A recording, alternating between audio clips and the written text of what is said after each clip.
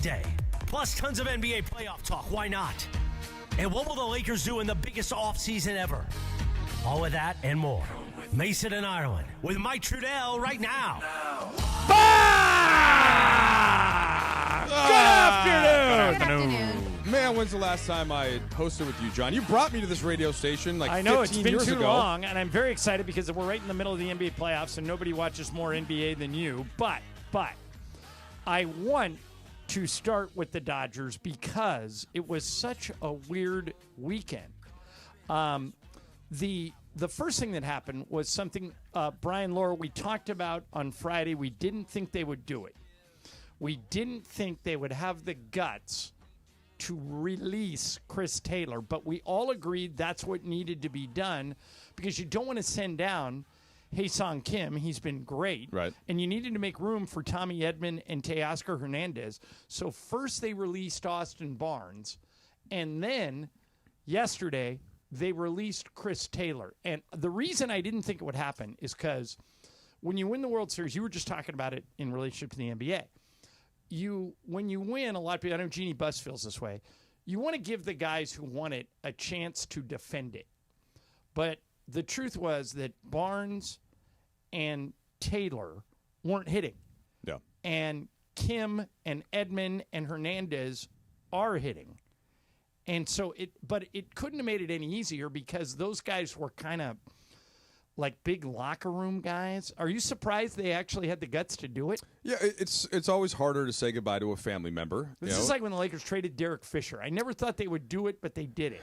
To an extent. Now, it wasn't the year after they won the title, but yes, it wasn't too long after. I mean, to me, it's something that had to be done, and I think this, if anything, gives you the confidence that you already have in the Dodgers being a great organization because they made the right decision, even if it was a tougher one because of the aforementioned family ties. But, John, baseball is a sport where, yes, the eye test matters. You can watch the games every day, but those numbers are right there. And it's not just this year for Taylor. It's going back to last year. He didn't contribute as much in the postseason as he did to the first World Series or the 2020 World Series. So I think that it was inevitable. And it's understandable, and you kind of wish him well and say thank you for your service. Laura, this is something you've been keeping an eye on. Were you surprised they actually did it? No.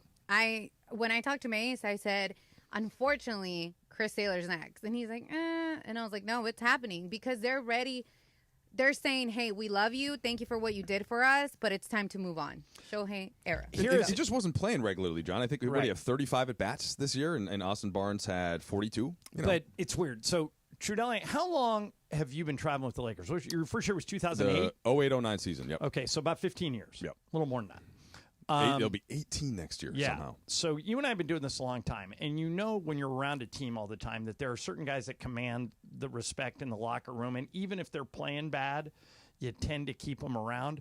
Here's Andrew Friedman talking about how hard it was to outright release Austin Barnes and now Chris Taylor. This has been a very emotional week for all of us. Barnesy and CT have been in the middle of some huge moments for this organization.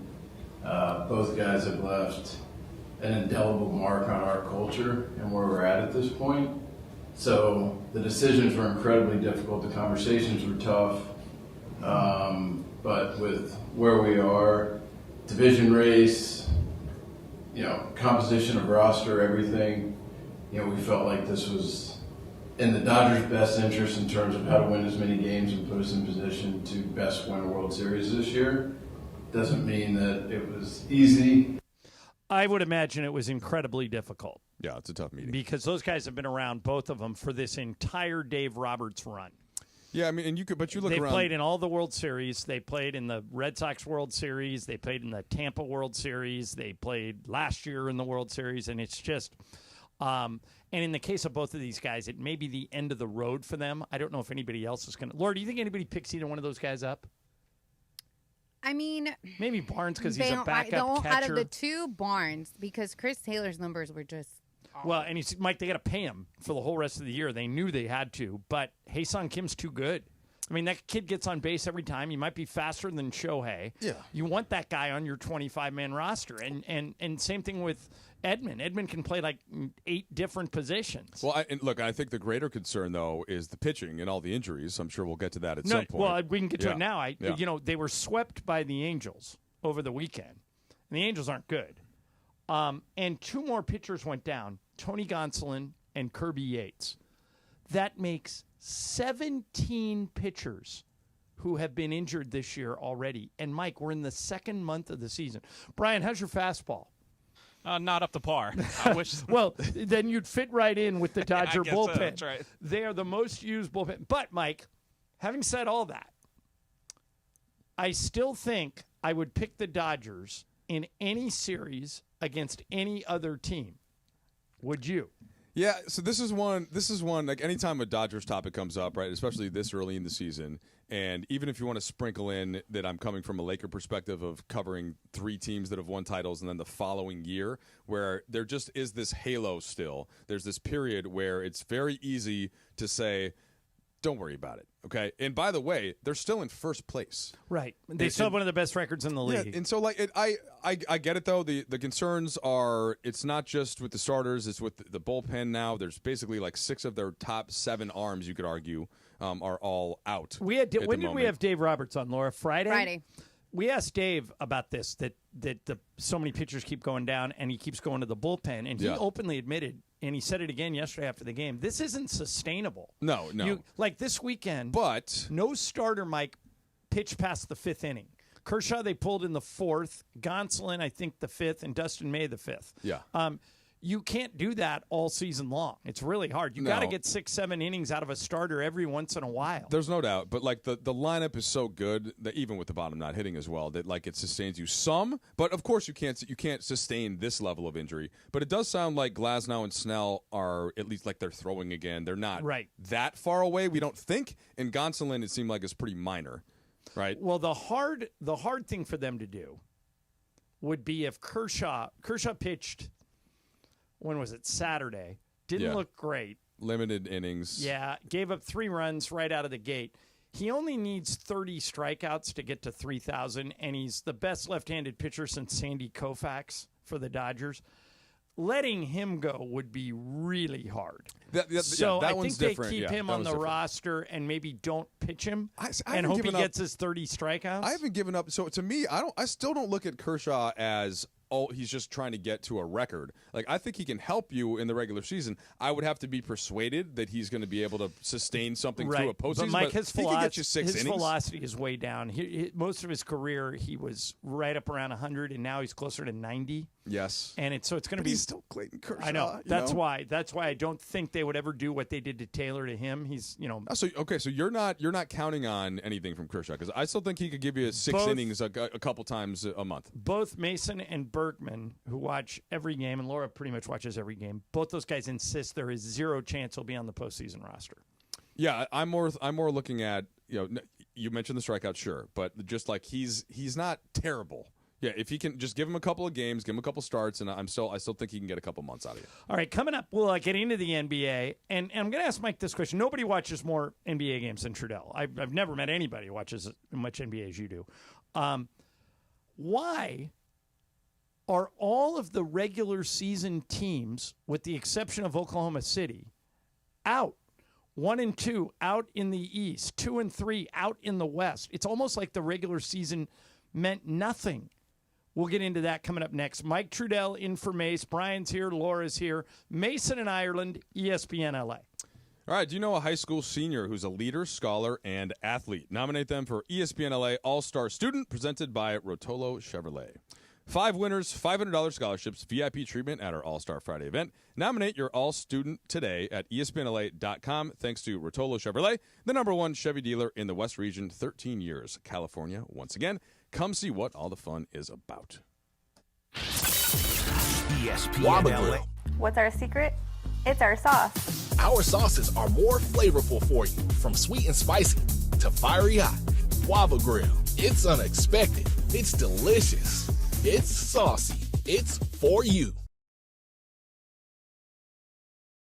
Hey guys, double down with me in my first ever $10,000 blackjack tournament. It's going to happen on June 6th at the Bicycle Casino. You know it, the Park West Bicycle Casino, 888 Bicycle Casino Drive in Bell Gardens. Here's what we're going to do. We're going to have a live broadcast from 3 to 6. But when you walk in, I want you to say, double down with Cappy. You go to the Players Reward Desk, and you get your free entry into the tournament, which is going to start at 7 o'clock that night. Remember, it's June 6th. Double down with Cappy is going to get you a free entry into the tournament, which you're going to need to get because I'm telling you, this thing's going to fill up real fast. Live radio, real cards, big prizes, very limited seats. So lock yours in now. RSVP for more information for all the details on the tournament at espnla.com. Tirelessly to get you the max compensation you deserve. Joe and his team understand the emotional and financial toll that an injury can take on you and your life. Call 213-747-2000 or visit normandlegal.com. The law offices of Joseph S. Normand have helped thousands of people like you recover millions of dollars in settlements and verdicts. Visit normandlegal.com or call 213-747-2000. Your recovery is their priority. All right, we got a caller who says, I need to buy a car and I need to save money. Well, my friend, I've got one answer for you.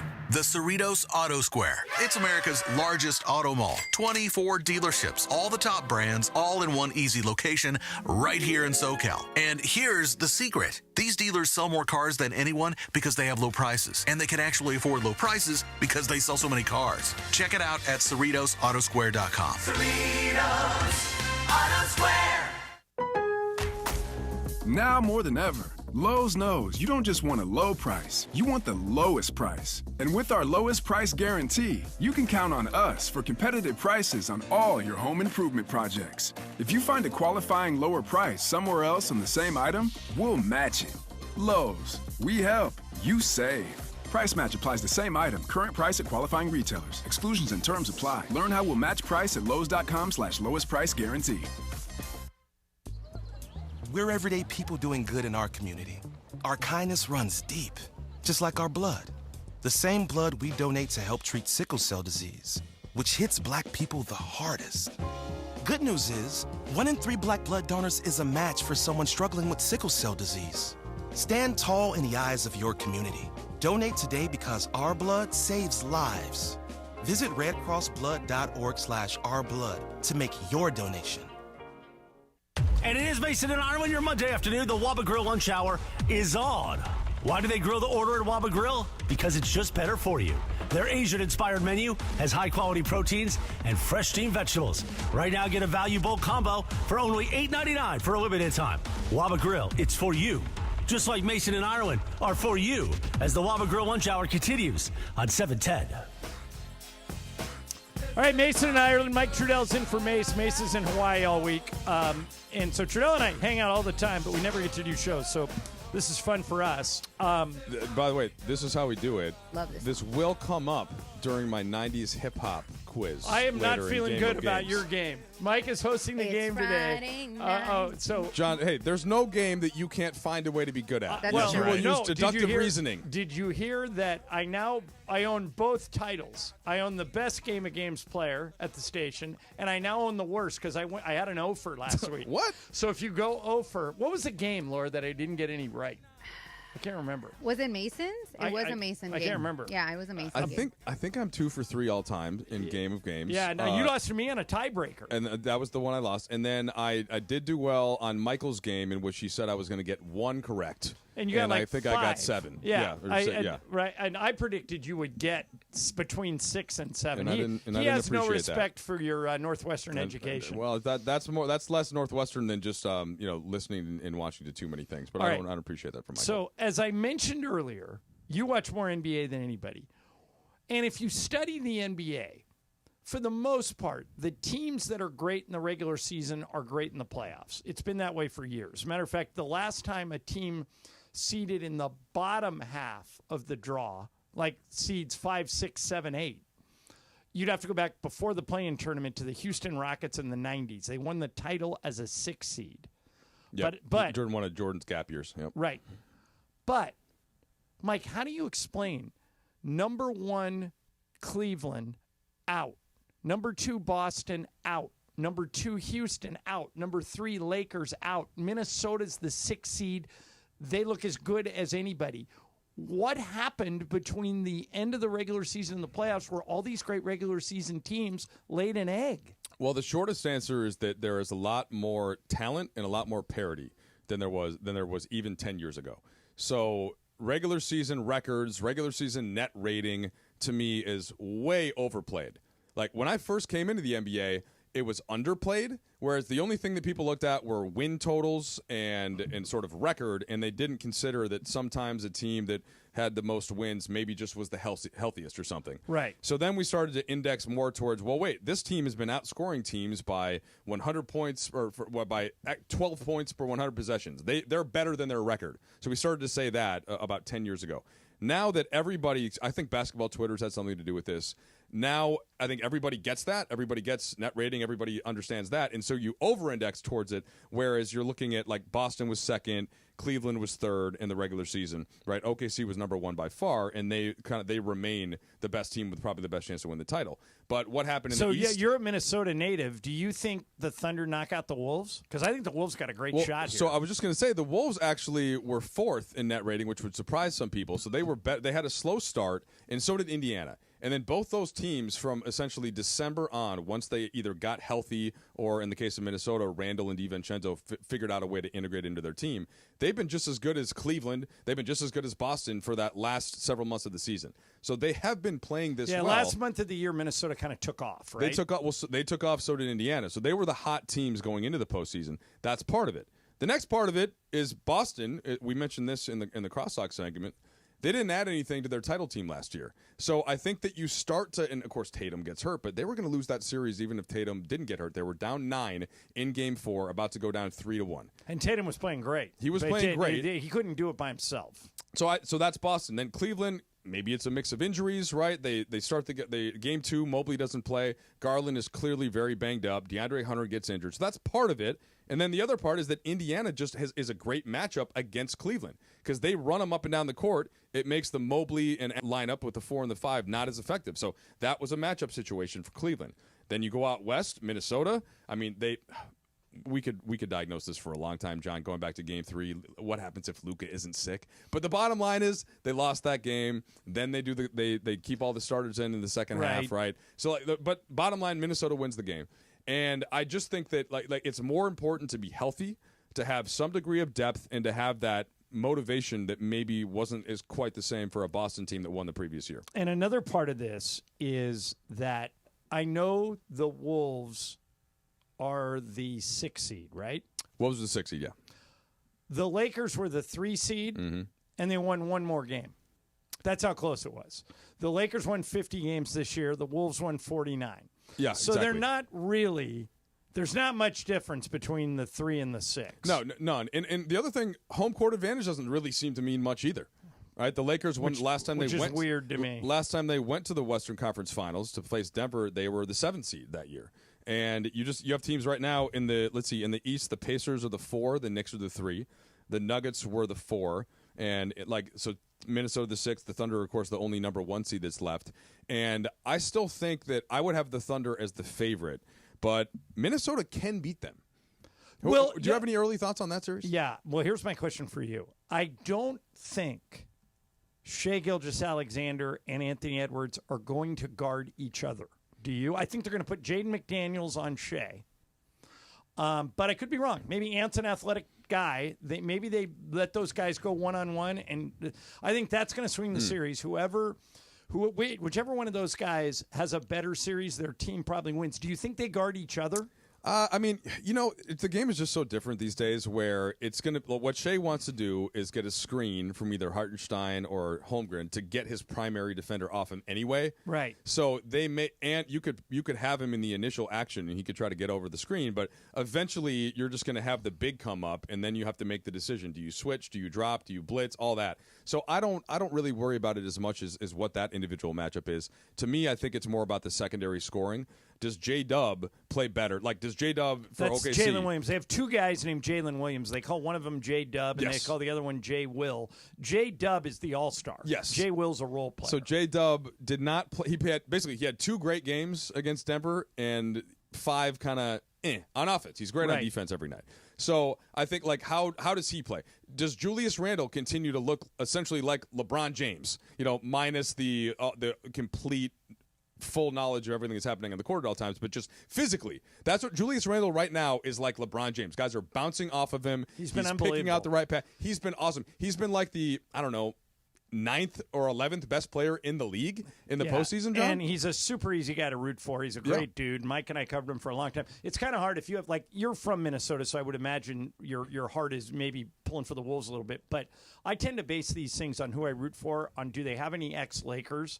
And each team has like a super cool ex-Laker. Yeah, Caruso. Like, we got along great with Caruso. He was great to us when he was here. Thomas Bryant, Randall is like one of the. Did you go to Randall's wedding? He invited a bunch of us to his wedding. I did go to Randall's wedding. It was at Pelican Hill, your spot. Yeah. Isn't that right by where you grew up? Yeah. Yeah. But I mean, that's him. He was like, he goes, I want to invite everybody. That's the only player wedding that I've gone to. I don't even know if I would go in the future, but my wife knows his wife a little bit. Kendra. So she's great. They're friendly. They have 3 kids now. And by the way, they only had one when they were here. They only had 1 kid, and now they're up to 3. Yes. And they're all around all the time. I mean, Julius is a super easy guy to root for. Then you have Josh Hart. So is Caruso. For the Knicks. You have Josh Hart. Yep. You have Thomas Bryant. So there's an ex-Laker on every team. My guess is it's going to be Knicks Thunder. That, if I had to guess. Ooh, what do you think? I'm leaning towards Pacers, honestly. But Pacers Thunder? Yes. And we may both be underrating the Wolves. My heart, of course, you know that I'm from Minnesota. Now, it got a little complicated because people were like, well, wait, you're from Minnesota, but you work for the Lakers. Who do you want to win? I'm like, the Lakers. Okay? Yeah. The Lakers pay me. Right. And the farther we go, the better our lives are. So that wasn't like a 50-50. That was like a 100-0. Yeah. I wanted the Lakers to win that series. It's better for my life. It's better for Los Angeles. This is my home now. But now it's like if they're not playing the Lakers, then I will root for the Timberwolves. It's kind of like the Dodgers and the Twins. If the Twins are playing the Dodgers, I will root for the Twins. Any other team, I'm rooting for the Dodgers. All right, so for people who don't know, Mike has 3 boys. He has twins, Jet and Talon, and then one younger than them, Riggs. How old are Jet and Talon now? 10. And how old is Riggs? 4. Okay.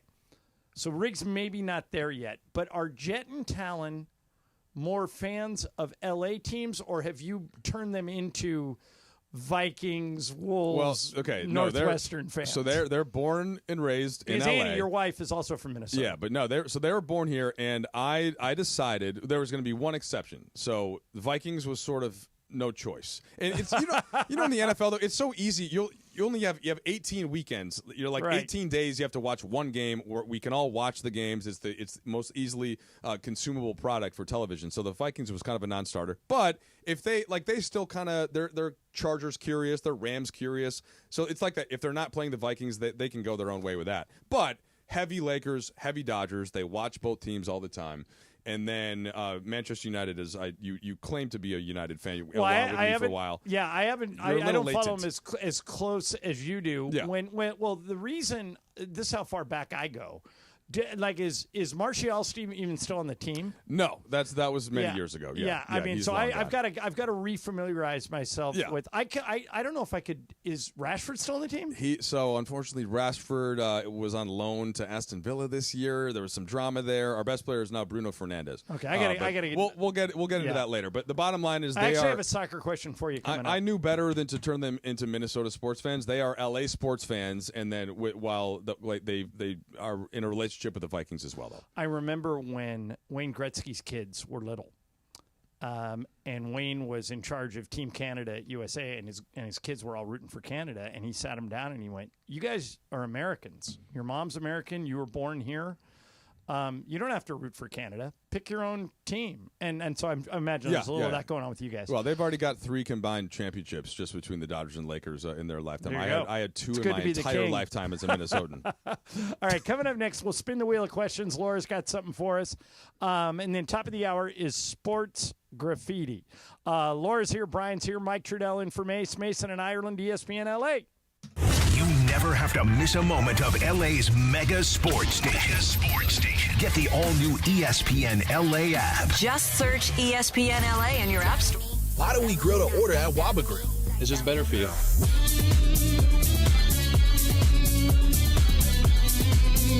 Download the Waba Rewards app or order online at wabagrill.com. Waba Grill, it's for you. Hey, it's Travis. Join us Friday, May 30th from 9 a.m. to noon at Legends Attic in Claremont as we celebrate their one-year anniversary and kick off the Freddie Freeman World Series Game 1 Walk-Off Grand Slam Ball Tour. Plus, Oral Hershiser hosting special guests, Dodgers voice Joe Davis, Steve Sachs, Rick Monday, Jaime Harin, Peter O'Malley, and more. Giveaways in the amazing art of Dave Hobrick. Purchase your tickets for meet and greets at legendsattic.com. We'll see you Friday, May 30th at Legends Attic in Claremont.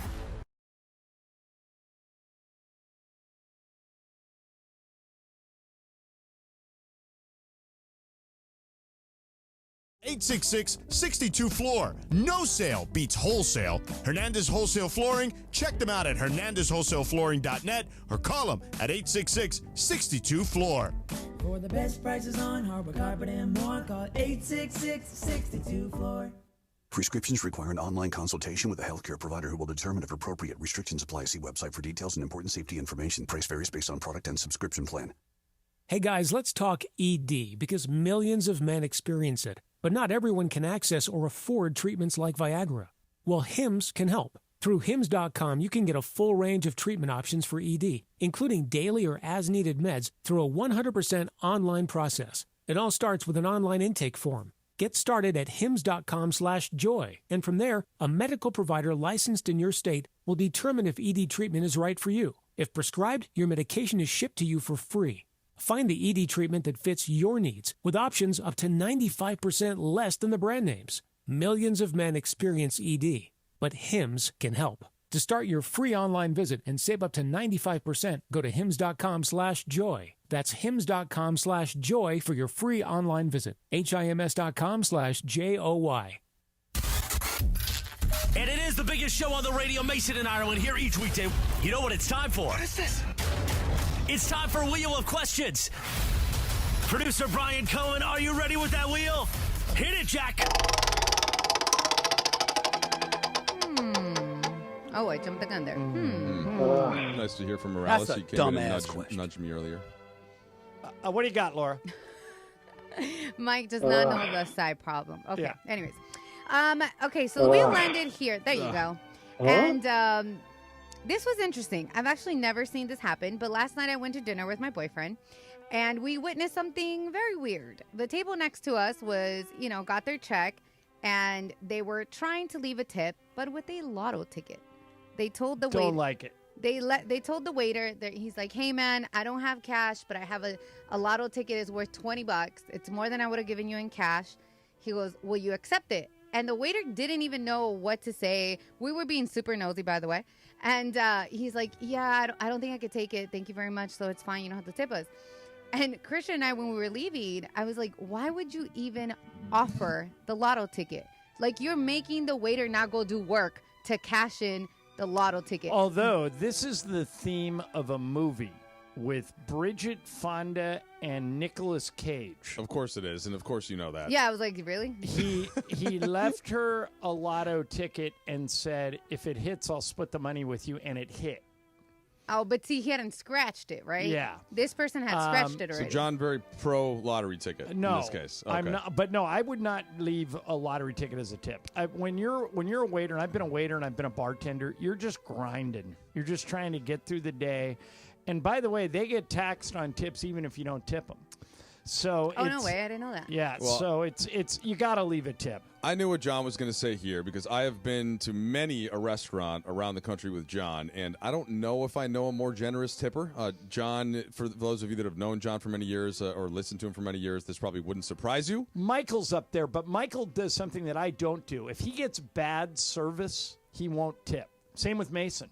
If you give, I tip no matter what. Yeah, you would know, but you just what would you instead of 20, you would go 10 or something? If it's I'll really never. rough service? I almost never go lower than 20%. Yeah. The other thing I do, and I hope you do it too. I hope I've impressed this upon you and Brian. Well, Laura. I worked at restaurants and bars as well. No, and do you, my father be honest about this. made me force a tip. You and I spend 100 nights a year in hotels. You're going to talk about tipping the maid's service. Yeah, do you leave yes. $5-10 for the maid? Yeah, so depending Thank on you. if we're there for like 4 days, then I'll leave a little more. If we're Yeah. there for like a night and then maybe I'll just leave a couple bucks. Right. But, yeah. Well, I'll never leave less than 5. But Yeah. Laura and Brian, I hope if you learn nothing, I made the comment the other day that we're all going to have 5 to 10 jobs in our lifetime. You and I probably more because Yeah. we're sportscasters. But if you take anything away from the experience of working on the Mason and Ireland show, I hope both of you will never ever check out of a hotel and forget to tip the cleaning staff.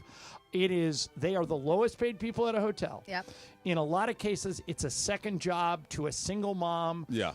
And they get nothing, and they're Probably in there not a lot of cleaning. benefits. Yeah, they're in Yeah. there clean. And it's not just your room they're cleaning everybody's it's a room. good Don't rule. stiff the cleaning So staff. for me, my mom used to clean hotel rooms. She used to work now it's a different hotel name, but the Sheraton.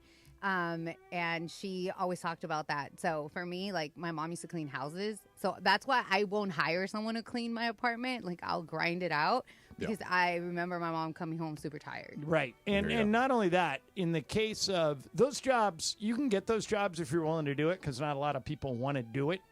But I think when people get to a hotel and they realize, well, they've been hit with a bunch of surcharges. Like let's say you get a room for $99, but then it's a 15% city tax. It's another tax to use the gym and the facilities, and by the time you're done, your $99 room is $170, and then you feel taken advantage of, and you say, "Well, I'm not leaving a tip." The cleaning staff doesn't get into that stuff. They just show up and work for minimum wage and then go home. The only tipping stuff to throw the question back at you guys that I think about some is I do a lot of food pickup. Right, where I ordered it on my phone, then I'll go and pick it up, and this is a tough one. This is a tougher one. So I'm kind of like where I'll usually try to leave like at least a couple of bucks. Like so, let's say it's a $35 order, right, to pick up something like a Chick-fil-A or something. Now, actually, that's different because they don't really prepare it. You're driving through, and I'm like. I'm not going to do 10% necessarily because especially if it's just a very minimal effort to stick it on the counter. Like let's say it's a pizza place, but then it's there, and sometimes it'll be up on the screen, and you feel like if you don't at least do something on the screen, then you feel like you're kind of cheap. Like what's the rule on this? Okay, so I'm glad you brought this up. Drew Brees, the old quarterback, got stiffed on this once. He went to pick up a takeout order. He didn't tip, or he tipped $5 on a $100 order. And he got lit up on social media. And then he came back and said, guys, this was a takeout order. Yeah. Here's why I would like to talk you into tipping a minimum of 15% even for a takeout order. Because they could mess with your food. And because you're now a public figure. So if they say, that's Mike Trudell from the Lakers, and he didn't tip us. Well, because of that, I always tip more than I want to. Right. Yeah, I don't want anybody putting something in your food. Well, but I'm not as important in that context. But it's certainly a better safe than sorry. And you want I just think there's a difference between somebody waiting on you for the course of a meal and somebody taking the pizza box from the ledge, from the heater, and sticking it on the counter. It's like, sure, here's a couple of extra bucks, but like that, I don't know. That was a little tougher for me. You know what I'm saying, Brian? I feel especially at Starbucks now when they Brian, stick it there. Brian, be honest. Stick it there. When you and Allison pick up takeout, do you tip at all? Most people don't. It depends on the place. Laura, do you? It depends on the place, but also I will tip more if they look at me. Like, I just feel like they're looking at me, and I'm like, they're going to know how much I'm putting. Yes. What about Laura? What about Starbucks though? Like, are you giving a buck like when you get your coffee? Yeah, so I give like $1 or $2 depending. Like the girls downstairs, they know us, so it's like you give a little bit more because they're like, hey, how are you? Blah blah blah. Hi, Laura. But like if I'm going to a random Starbucks, like you're getting $1. Something. All right, so even that's more than a lot of people. The drive-through, just a drip coffee, $2, and they want what do you want? $2 tip on a $2 coffee? Well, it's like, but this will go back to a bartender thing where like you got the beer out of the you poured the beer or you took the bottle cap off, and to me, you have to tip a bartender, of course. Yes. But is it the same as if they're making John's whiskey sour and spending a little more time? And it's not. But you got to give them a tip because Brian and Laura have more leeway with this than you and I do. Yeah, because I don't make y'all's money. Well, not only that. I wish I made. Or John's your money. recognition. Mike and I are on TV. Yeah. And so people know what we look like, and we Well, might to take us out of it, I'm just a principle, though. Of course, you need to do the tip. Yeah, But I'm saying, if you're a public figure and you don't tip in this world of social media, it'll come back around. Yeah, the photo of the receipt and then the tagging on. Yeah. Can you believe John Ireland from the Lakers didn't tip for this? Or But that's so effed up too, though. Like people doing that. It's reality, though. You know what I mean? And I actually, because John, you said you were a bartender. Trudell, I think you said you were a waiter. So do you? No way. So I worked. I was valet and valet. boat docking. Which, in fact, I got to ask John sometime in the show in Idaho. I'm just curious how he is with the boat dock. Like, is he rammed? Oh, okay. All right, I can teach you a couple things if you want. I'm going back Father's Day weekend, and Lisa has still not given me the green light. My first boat lesson, very first one, 10 minutes in. I was just pulling out of the dock, and I put too much gas and hit another boat. Oh no! Yeah. Okay. We're insured. I'm okay, but still, I felt so stupid. I got to get better at it. Okay. All right. So, I've been waiting to work with you to ask you this question. Okay, I'll get this in before Sports Graffiti. This happens to me all the time, so I assume it happens to you. You are. I saw a story where somebody saw a Supreme Court justice out to dinner, but he had the wrong justice. And the Supreme Court justice didn't have the heart to correct him. If you're working at Crypto and you're coming up the aisle and somebody says to you, "Hey, John Ireland, I'm a big fan of yours," do you correct him or just smile and keep going?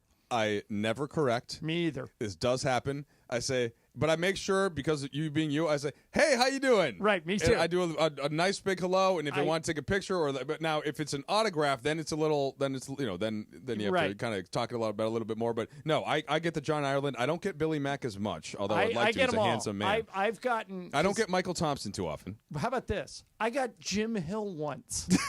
I'm walking up the aisle, and the guy goes, "Hey, Jim Hill, good to see you. Hey, keep the faith." No, I get Ireland more than anything else. Maybe it's because we both have big foreheads. Yes, and because I used to do the job you're doing now, but I get you a lot. I get like, "Hey, Trudell." Oh, okay, one time, this guy's just yelling at me because he wants to talk to me. He's going, Mike, and I know he's yelling at me. I smile, I wave to him, Mike. That's good. I just smile, wave with a big smile for sure. But no. What are you gonna do with it? No, I'm. That's not me. I'm Mike. No one cares. Just wave. Say nobody cares. All right, coming up next is Sports Graffiti. So most of you know what this is. We open the phone lines. Laura will only ask you your name. You have 15 to 30 seconds to say absolutely whatever you want.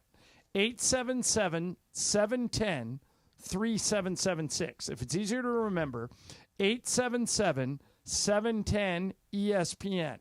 We'll open the phones right now. Sports Graffiti is next. Sound off on anything we've talked about. Or, we've talked about the Dodgers. We've talked about the NBA. We've talked about tipping. But you can go off the board, too. You can talk about whatever you want. Sports Graffiti next. Trudell in for Mace, Mason in Ireland, ESPN LA. All right, so it's a Michelob. What's our secret? It's our sauce. Our sauces are more flavorful for you, from sweet and spicy to fiery hot. Guava Grill. It's unexpected. It's delicious. It's saucy. It's for you. Carbs and 95 calories. Michelob Ultra, it's only worth it if you enjoy it. Please enjoy it responsibly. Hey guys, double down with me in my first ever $10,000 blackjack tournament. It's going to happen on June 6th at the Bicycle Casino. You know it, the Park West Bicycle Casino, 888 Bicycle Casino Drive in Bell Gardens. Here's what we're going to do. We're going to have a live broadcast from 3 to 6. But when you walk in, I want you to say, "Double down with Cappy." You go to the Players Reward Desk and you get your free entry into the tournament, which is going to start at 7 o'clock that night. Remember, it's June 6th. Double down with Cappy is going to get you a free entry into the tournament, which you're going to need to get because I'm telling you, this thing's going to fill up real fast. Live radio, real cards, big prizes, very limited seats. So lock yours in now. RSVP for more information for all the details on the tournament at ESPNLA.com. This kid's schwanz is going to be on fire tonight. For real. The LA Afternoon Takeover. That's Sedano and Cap. On 710 ESPN. When pain keeps you from doing what you love, Hoag Orthopedic Institute gets you back to you.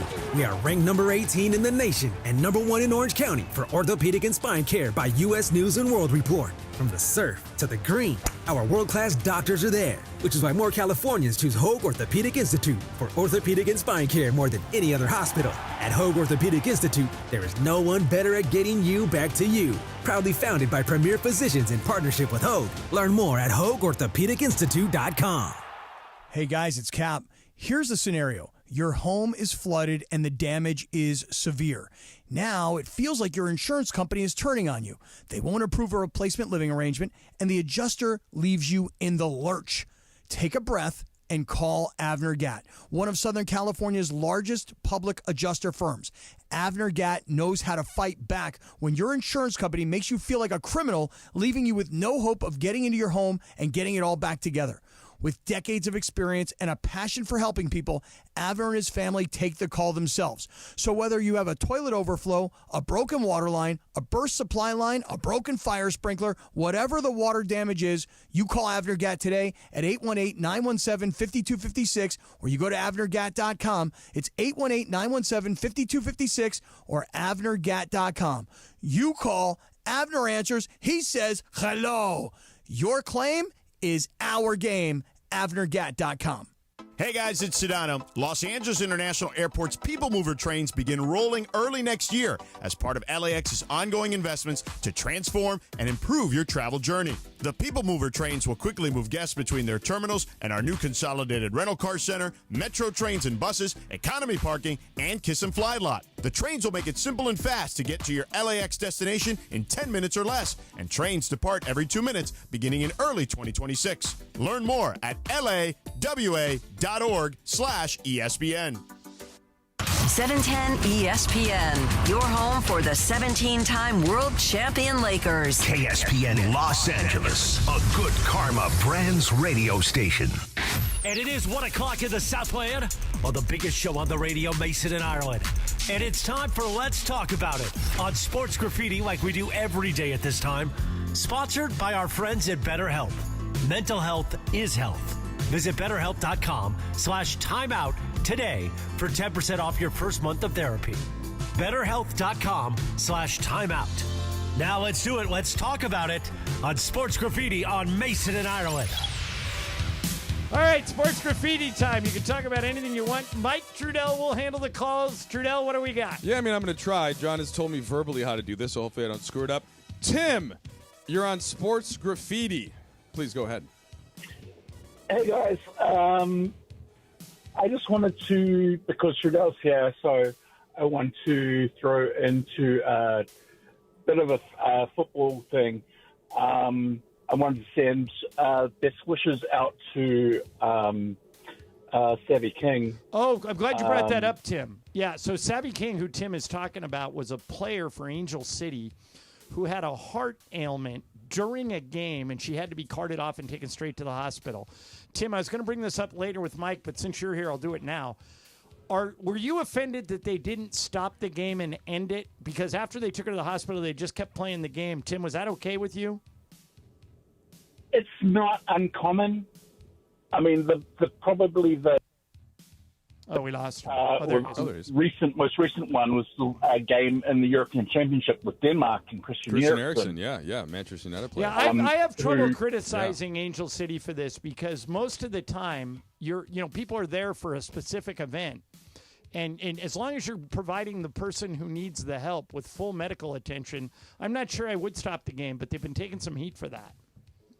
Well, you think about it, and this is a little bit aside, but that's probably the best place for her to have a medical right, because you got an ambulance emergency. on standby. That's a good point. Right, right, and the medical staff at Angel City are fantastic.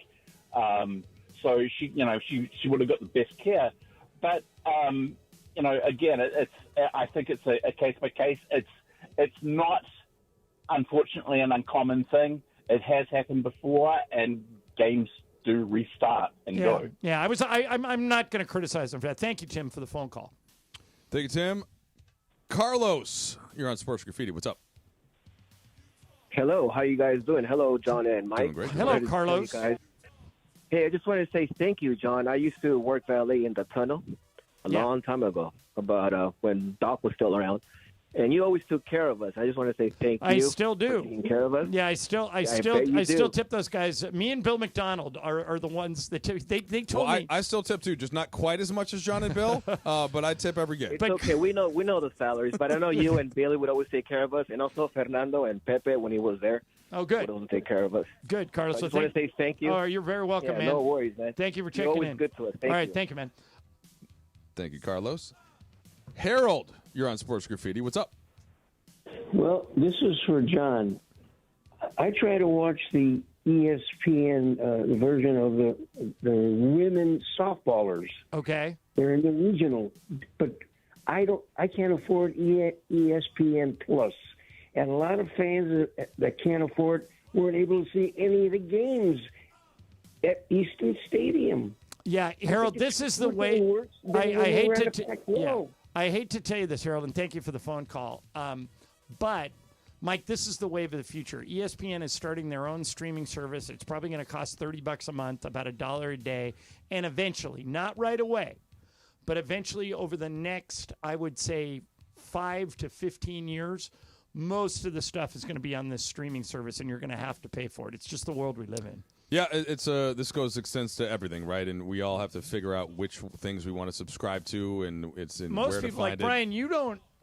You're a cord cutter, right? You don't have a cable. Or... Yeah, I use the DirecTV Stream, which is pretty much cable, just streaming it. Laura, are you a cord cutter? I am 100% a cord cutter. Greg Bergman was an early adopter on this. He cut the cord like 10 years ago. I still have DirecTV, basically, Brian, because I use the DirecTV app in Idaho. Yeah. I've still got Spectrum. I get my Wi-Fi from them as well. Right. So it makes a difference. Yeah. John, you're on Sports Graffiti. What's up? Hey, John, I wanted to talk about the tipping part. Okay. So I'm usually a pretty decent tipper. I usually try to do at least 20%. But I get a lot of trouble with my girlfriend because when we go to these restaurants where you cook the food yourself, I'm not really a big tipper on that because I feel like the Korean barbecue, the Mongolian barbecue, yeah. So I mean, she gives me a hard time. I mean, I know they're bringing out the food, but it's like, hey, we're doing all the cooking, and we smell like it. Yeah, that's a good point. Thank you for the phone call. Now, Mike, the hardest thing is like both Michael and Mason. Michael's extremely generous. Well, picks up the tab especially after all Clay the signed time. his big contract. Yeah, but they both feel you should not tip for bad service. If you have a bad experience, it's okay to stiff them. I've never been comfortable doing that. Yeah, I might leave less of a tip, but I'm never leaving no tip. Yeah, no tip would have to be like some sort of a racist comment, something like that. You'd have to really go pretty far to get that. Okay, let's go to Cam. Cam, you're on Sports Graffiti. What's happening? Hey, what's up, boys? First off, love both of y'all. I have a quick question. So pretty much, I know you guys travel a lot for work. It's two parts. The first part is, what's your favorite food city when you guys travel? Great Second question. part is, what's your favorite cuisine? And then third part is, shout out to my boys, Luis, and all my boys out there. Luis is a Slauson Learning Center principal. Listens to you guys all the time. It's a special ed school. Hey, Shout out to Luis. him. Shout out to you guys. All right. There you Hey, go. and Thanks, Luis, Sam. thank you for working with special ed kids. I have one, and you guys are angels. That's awesome. Boy, he asked us a great question, though, Favorite Mike, food city. And what was the second one? is what's our favorite cuisine? I know what is not your favorite cuisine. You don't like seafood very much. No, no. But I would say the best food city is probably New York because we have so many options. We always go to Gus's, the big fried chicken place in Memphis. Mike and I get a big crew, and we go, which Michael brings his own plate.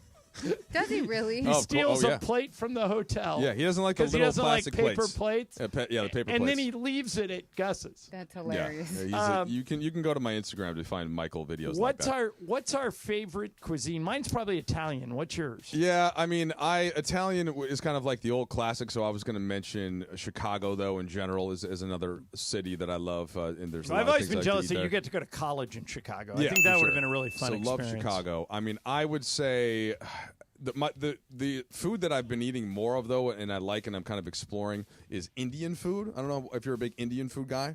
That's a little been kinda, spicy for me, but so I like the spice. So that's one of the reasons I like New York, though, because you can get a ton of great Indian food all over New York. And there's actually there's a fusion. It's called Indo-Chinese. It's like a combination. Or no, sorry, I'm sorry. The Indo-Chinese is one, but there's another one that's like Indian and Italian, and they somehow combine. This is the new wave. Yeah, they're combining Next stuff. Next time you eat that, let me know and I'll try All right, it. there's one in New York. I'll let you know next time we get there. Okay, let's go to Mike.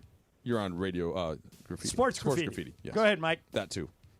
Rookie here. So, question for you guys on the whole tipping scenario. Yes, so, sir. Dodger Stadium, there's these fridges where they sell beers, they sell waters. Mostly beer is what people are going and grabbing from there. You grab your own beer, you get in line, and you go to check out. And now, as of this season, I think part of last season, the tip option now comes up where it's like 18, 20, and 22%. They literally don't do anything besides charge you when you walk away. Hey, Mike, is one of the options no tip? There's no tip. You can click pay, and then it just you pay, and that's it. And then you can put custom, but it's This is my opinion for what you just described. That's one of the rare instances where I wouldn't tip. Now, no, if you don't want to pay employees, then you don't get a tip. Right. If I'm sitting in my seat though, Mike, and one of those beer vendors gives me a beer and he says it's $10, I'll hand him 12. You know, because he's toting that beer all around every place. Yeah. But the exact situation you described, I walk into a concession stand, I open a fridge myself, I take out a beer and go pay for it. I had no human interaction whatsoever. That would be one of the rare instances where I don't tip. And Mike, let me ask you this, because sometimes let's say I'm going to pick up a sandwich for lunch, right? And it's like $12, and on their screen it's the 22, 20, and 18% for a pickup. Then I will go to other, and I will put in like $2, or you know, if the ratio is or enough. if there's a jar. I was at Jimmy John's the other day, and I said, "How do I tip you?" She said, "We're not taking tips." Yeah, they don't take cash at all. So, or you have to like add it on to your Apple Pay. So, or Mike, whatever. are you asking because you think we should tip in that situation, or we should not? Not necessarily. I was only asking just because it's weird because there's that social pressure now that exists that you kind of have to. There's a person who's sitting there. They literally they see how many beers you have, they charge you, and you move on. And it is a social pressure that exists of if you put zero, you kind of feel judged to a certain extent. So that's the only reason I asked. I know you're a great Super John. I've heard that from a million callers. So that's the only reason that I asked. All right, thanks, Mike. There's an interesting thing that both Mason and my wife, Lisa, do. Neither one of them carry cash at all. So, like, Mason's in Hawaii all week, staying at the resort. If he's not charging something to a credit card, like the bellman shows up and delivers his bags, that guy's out of luck. He's got to get does he have an Apple Watch? Oh, he's got Apple everything. Yeah, because he can start Venmoing people for a tip. I'm going to Venmo somebody $2? Well, I mean, you know, just out of principle, yeah. It doesn't take any more time than it does to take cash out of your wallet. I guess you know what so. I'm saying? Yeah. Okay, a couple more here. Let's go to Josh. You're on Sports Graffiti. What's up? Hi, Josh. Hey, guys. Well, John, you're showing your age with a $2 tip. $2 these days don't go much anywhere. So usually about $5, but everything now is. But like if it's Apple Pay in that scenario though, Josh, Yeah, he was saying it was on $20. It was a 10. No, it's 10 or 10. Yeah. If it was a $10 beer, I'd give him 12. That's 20%. Yeah. I mean, if you have the one, sure, but I'd give him 15. You know, if I have 3 5s. But, Okay. Hey, so really quick, winning the World Series this weekend, but I really wanted to know from you guys, Angel Reese, what's up with her? She NBA. I mean, I'm not falling for her antics. Thanks for the call. You're breaking up a little bit there. He's asked us about Angel Reese, who got into it with Caitlin Clark over the weekend. It would be a better rivalry, Mike, if Angel Reese was a better player. She's pretty good. She's good. She's not Caitlin Clark level good. Like Kelsey Plum, the Sparks new point guard, is Caitlin Clark level good. I don't know. I think Kelsey Plum was the best guard in the league until Caitlin got here. Sue Bird left. It's now and Kelsey Plum had a monster first game. Matter of fact, Laura, are we still efforting to get her on the show tomorrow? We are still trying. Okay. Yeah, I think she had 37? Yeah, and then last night she fouled out. So but they lost to a good team. Lost to Minnesota. Minnesota, yeah. Who was in the finals last year. So Angel Reese, and he said, I think Angel, you know who she is? Yeah, of course. She's Draymond. No, I mean as a comp. Oh. She's Draymond. She's not a great defender, scorer, great rebounder, but she's a not a great good defender, scorer. a great rebounder, and she helps her team win. I mean, to me, I think she's a little bit better than how you described her, but Certainly not Caitlin Clark, but Caitlin Clark's already a top 5 player in the league. Yeah, might win I MVP think, this year. for this year. So, but the whole rival, I don't think it's a bad thing. I think it's good. It's brought more eyeballs to it. I think that she has accentuated the Caitlin Clark dynamic to an extent. So I'm all for it. And if you want to have a little bit of shoving and trash talking after a play, big deal. And by the way, they both said it after the game, and I agree with both of them. That was a basketball play. She had an easy layup, and Caitlin Clark just stripped her hard and raked her across the arms. Right after, by the way, Reese shoved one of the Fever girls out of the way to get the rebound. Yeah, it was. I mean, it was a hard foul. It probably was a little bit more, but if it weren't Angel Reese on the other end because of their dynamic, then it would have been just a different normal foul. So all right, that's it for Sports Graffiti. When we come back, both Shaq and Charles Barkley have indicated that they're not going to do this much longer. They may. I believe it when I see it. Yeah, they may do it for a couple more years, but. If let's say they just for an exercise, let's say Shaq and Charles Barkley both retire from broadcasting. Who should replace them? We'll get into that coming up. Let's talk about it on Sports Graffiti. Is sponsored by BetterHelp. Mental health is health. Mike Trudell in for Mace. I'm John Ireland, ESPN LA. The most followed sports radio station in the world. In the world. That's right. In the world. 710 ESPN. You know it. Yeah. Tell your friends. At ESPN Los Angeles on Instagram, Facebook, X, YouTube, TikTok, and Twitch. We're naturally entertaining. Yes. LA's mega sports station. 710 ESPN. Be sure to catch Let's Talk About It on Sports Graffiti, weekday afternoons at 1 p.m. on Mason and Ireland. Sponsored by BetterHelp. Mental health is health. Visit BetterHelp.com/timeout today for 10% off your first month of therapy. BetterHelp.com/timeout.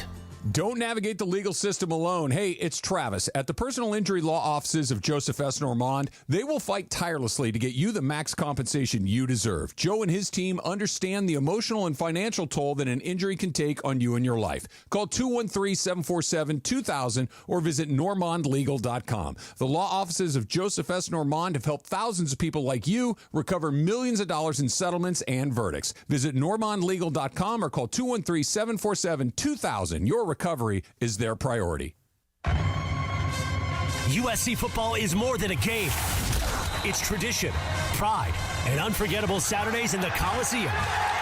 Be there for every kickoff, every touchdown, and every unforgettable. Hey guys, double down with me in my first ever $10,000 blackjack tournament. It's going to happen on June 6th at the Bicycle Casino. You know it, the Park West Bicycle Casino, 888 Bicycle Casino Drive in Bell Gardens. Here's what we're going to do. We're going to have a live broadcast from 3 to 6. But when you walk in, I want you to say, double down with Cappy. You go to the Players Reward Desk, and you get your free entry into the tournament, which is going to start at 7 o'clock that night. Remember, it's June 6th. Double down with Cappy is going to get you a free entry into the tournament, which you're going to need to get because I'm telling you, this thing's going to fill up real fast. Live radio, real cards, big prizes, very limited seats. So lock yours in now. RSVP for more information for all the details on the tournament at espnla.com.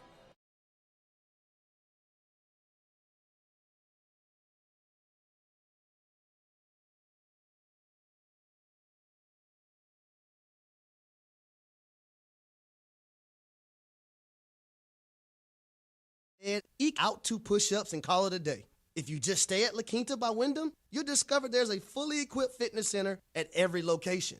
Now you can wake up and do some weightlifting to prepare you to carry your team on your back all day long. Tonight, La Quinta, tomorrow you shine. Book direct at lq.com. Empower. Tim collects bobbleheads. A lot of bobbleheads. Baseball bobbleheads. Race car bobbleheads. Little chihuahua bobbleheads. He's got an entire room strictly for bobbleheads. Does he need them? No. Is his wife mad about it?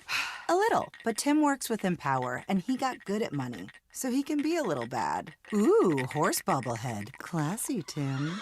Empower. Invest well, live a little. Start today at empower.com. Hi, this is Matthew Stafford of your Los Angeles Rams. This is Mason and Ireland on your home of Rams football, 710 ESPN.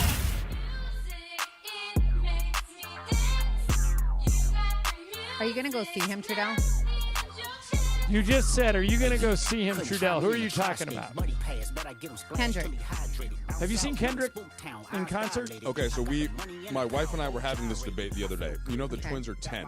Okay. Okay. Have they started listening to music yet? They yes, and they and their friends, and they're in 4th grade. They love Kendrick Lamar.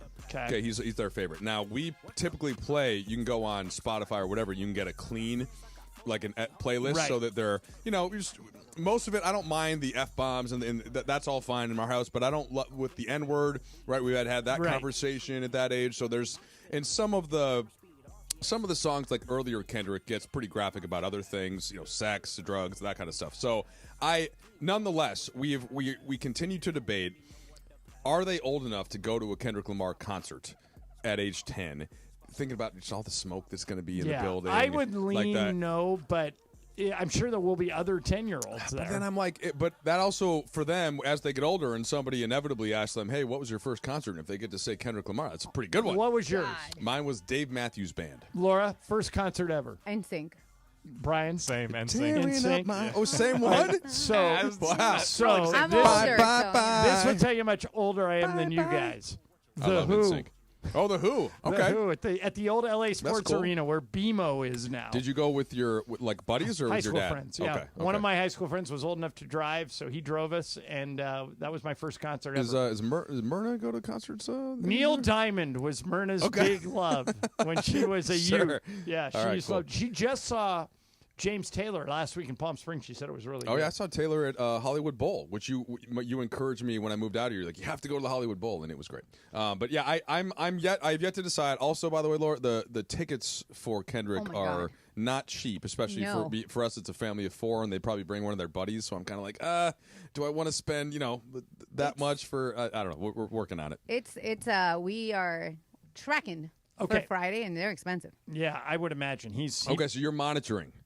I am, sir. Okay, all right. I have not ruled it out. Although the boys have a soccer tournament this weekend, which might complicate it because we have to drive out of town a little bit. But. All right, let me get to this next thing. So I mentioned that both Shaq and Charles Barkley are starting to talk like they're not. The TNT show is moving to ESPN next year. John, how many years has Chuck been saying that he's going to be done next year? But he's not going forever. I'm the same age as him. He's not going forever.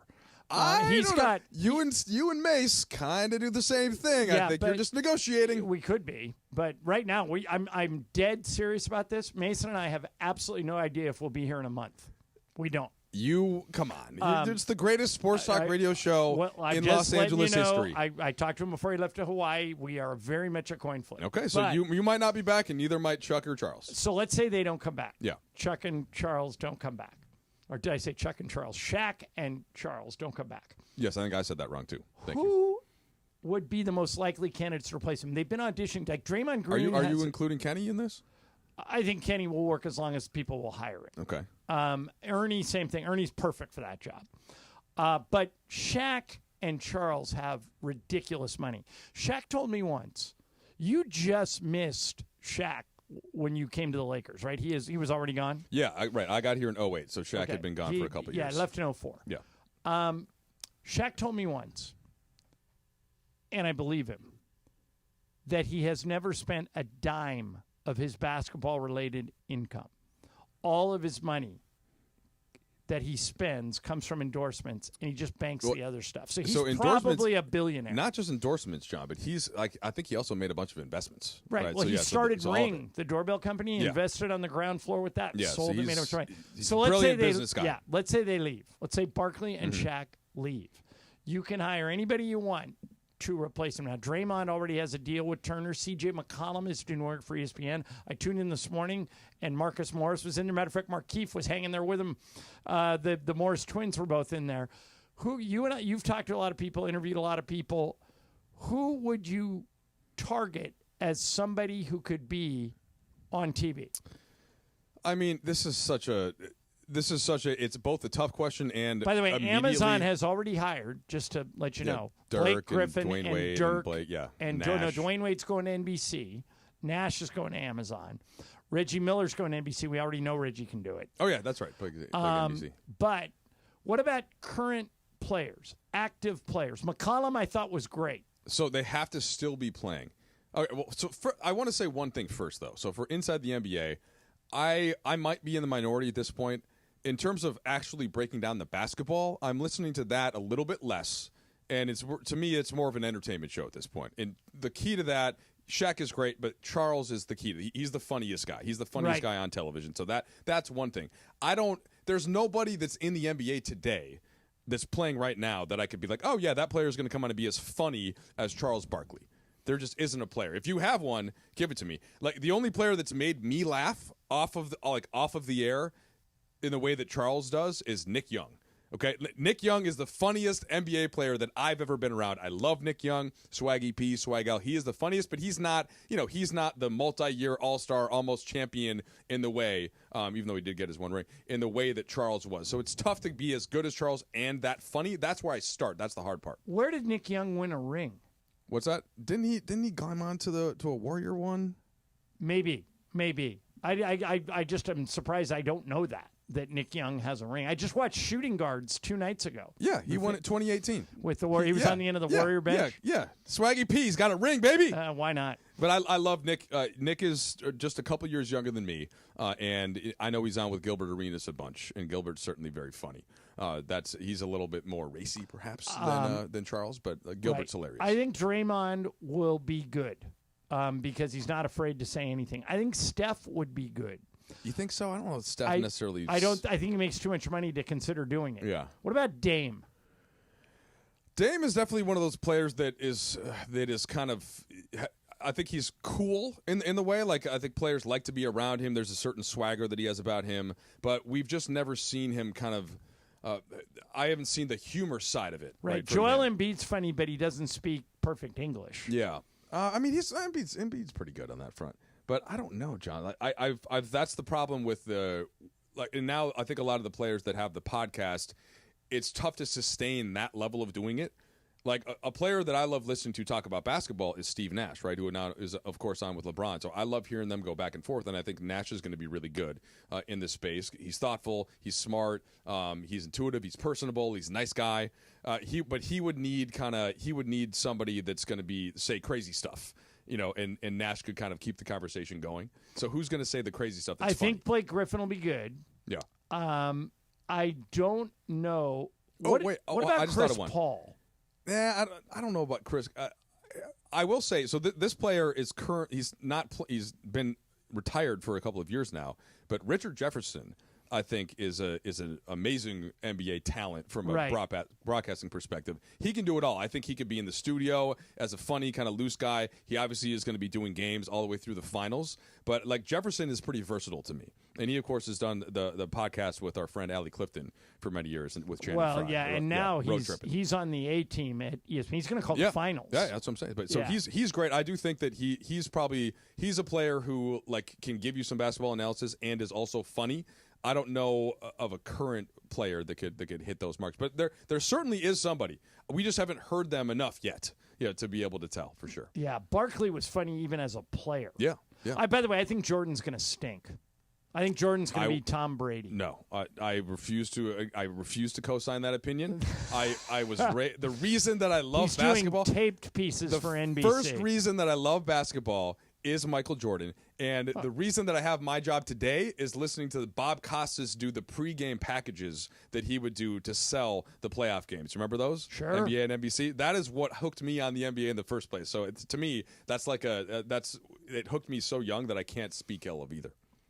By the way, did you see that over the weekend somebody paid, I think it was $2.8 million for a Michael Jordan jersey from 1993? Yeah, I saw that. Yeah. I assume you're like me.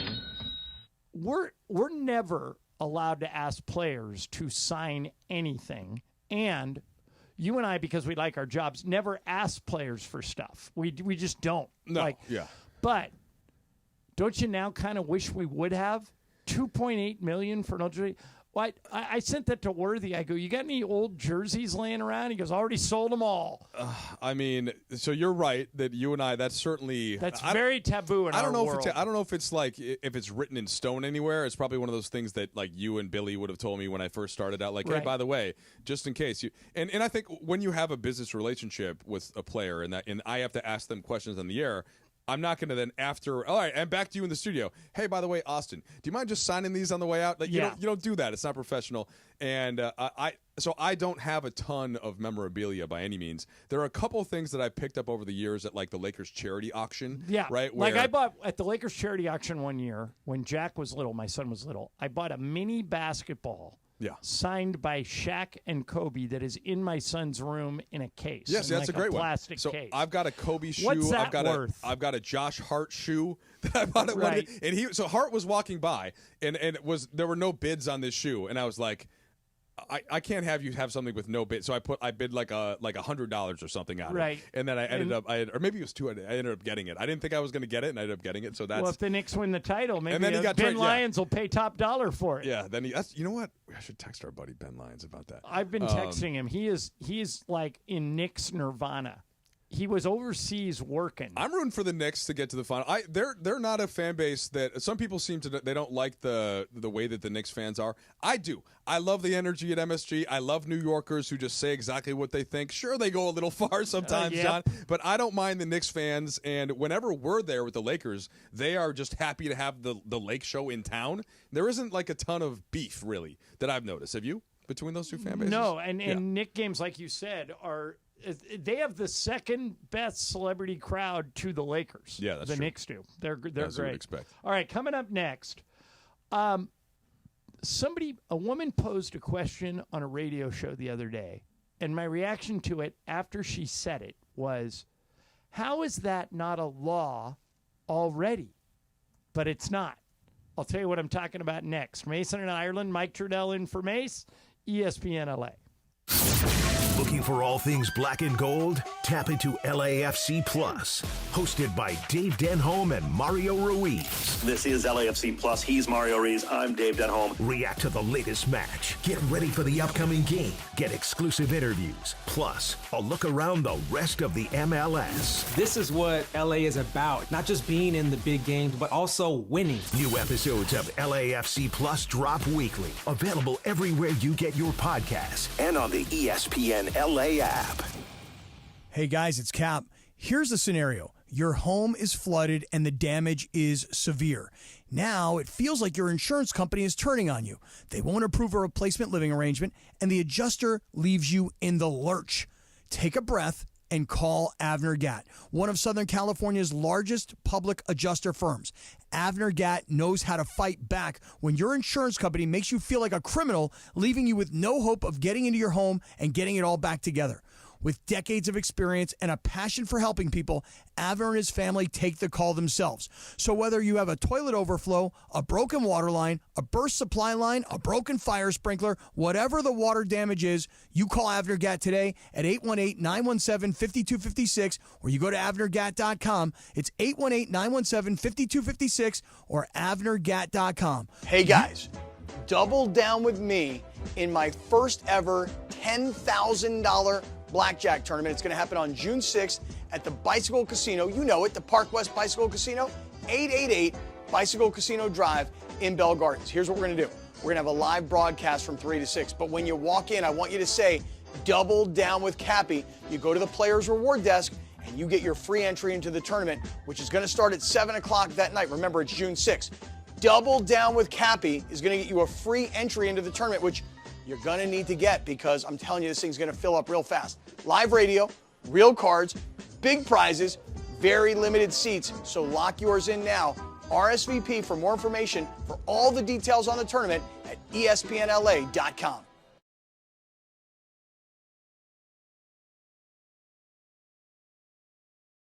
It's why regular you gets in trouble at the dermatologist because vacation you doesn't do doctors. So bundle your RV with your home or auto policy and earn an automatic discount from Progressive. And spend the savings on the both of you. Progressive Casualty Insurance Company affiliates and other insurers. Not available in all states or situations. Now is the perfect time to start on your next success. An accredited state university, University of Maryland Global Campus offers online and hybrid courses. Plus, you can earn up to 90 credits toward a bachelor's for prior learning and work experience, or transfer up to 12 credits toward a master's. No application fee if you apply by May 30th. Learn more at umgc.edu. Certified to operate in Virginia by Chev. And it is Mason and Ireland, the OGs of LA Sports Radio. Like, that's the problem in the world, is there aren't enough happy shows, fun shows. Mason and Ireland. 710 ESPN. Mason and Ireland. Mike Trudell pinch hitting for Mace today. We got a What's Up Fool right around the corner. I still remember when you weren't an OG and you were just, a young broadcaster. It's so long ago, I don't even remember that. So, you know who Alex Curry is? Yeah. Okay. Manhattan Beach, Miracosta graduate. Okay. But no then kidding. she went into sportscasting. She was sidelined for the Angels, worked at Fox for a while. Yeah, right in my neighborhood. Now she does a radio show for Fox on the weekends. Okay.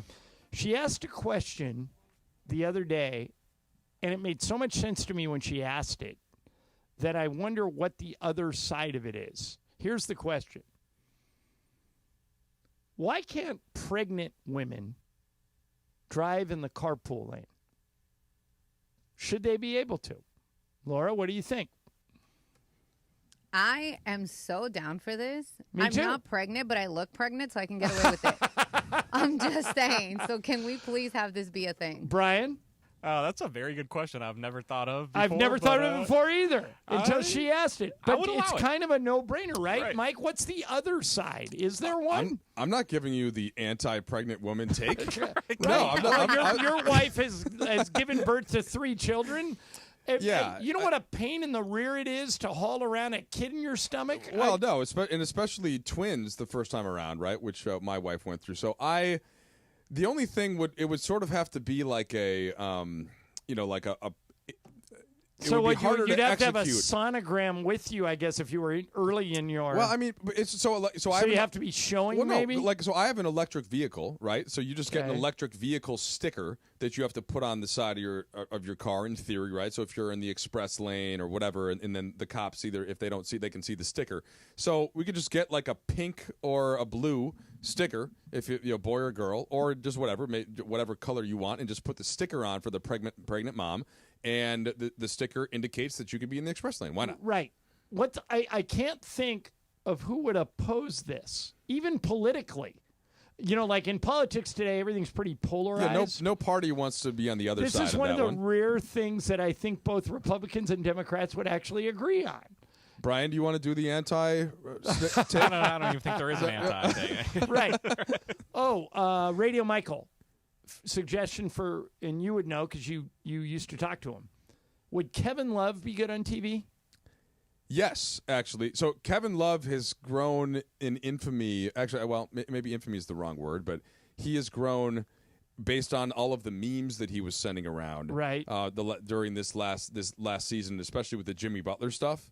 So while Jimmy Butler was still in Miami and he was trying to get his way out of there, right? Love was every time there was a tweet about it, Love would retweet it and put like the perfect meme. So LeBron has said that he's hilarious before. So that's actually a good one. He's also a good enough player, like a former All-Star. So who sent that in?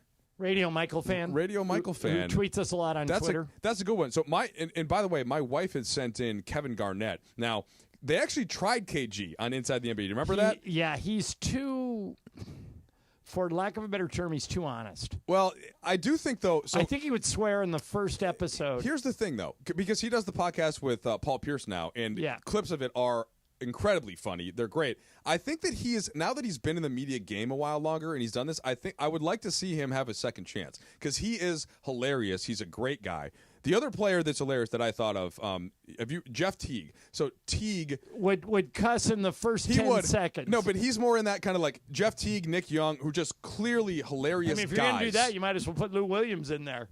Yeah, I mean, I don't think Lou is as funny as Teague. Although He's doing a show with Beetle now with our friend Michelle Beetle, yeah. and Beetle says he's great. Yeah, everyone seems to like him. I'm just, but for me, like watching the clips, I would put Jeff Teague and Nick Young in terms of just funny, and then Kevin Garnett. But I love that Kevin Love idea. That's a good one.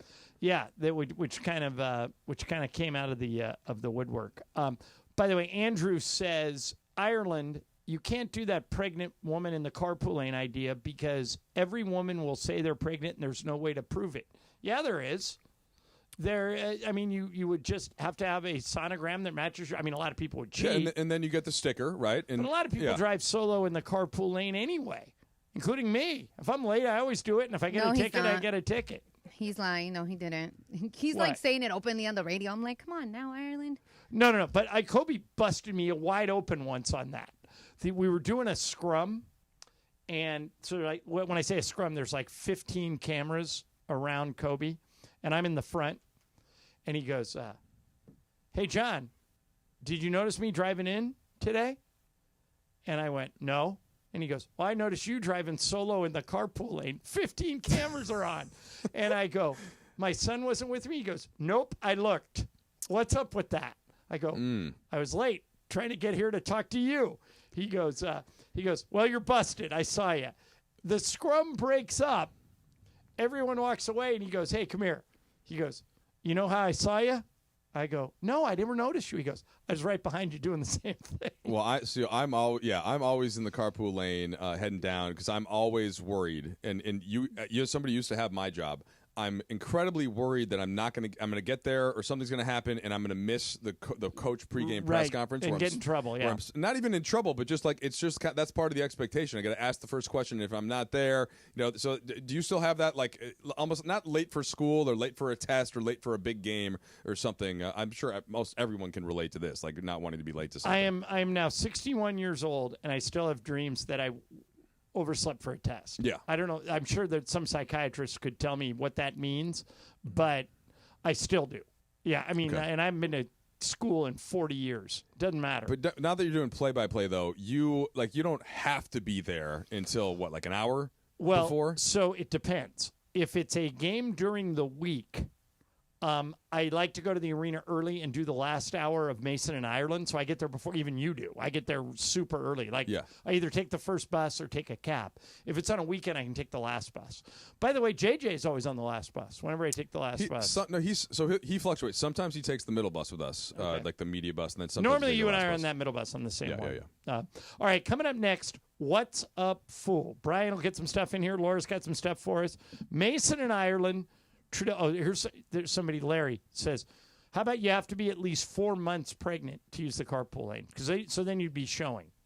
So many women would wear fake stomachs, put a belly basketball in their stomach. All of this is covered by the sticker when you have to send in your proof of pregnancy and all that kind of stuff. And you send it in the state, you pay a certain amount, and then they send you the sticker. Getting proof of pregnancy, it takes 6 months for them to do anything. The kid will be here by then. Well, that is the problem. All right, What's Up, Fool next, ESPN LA.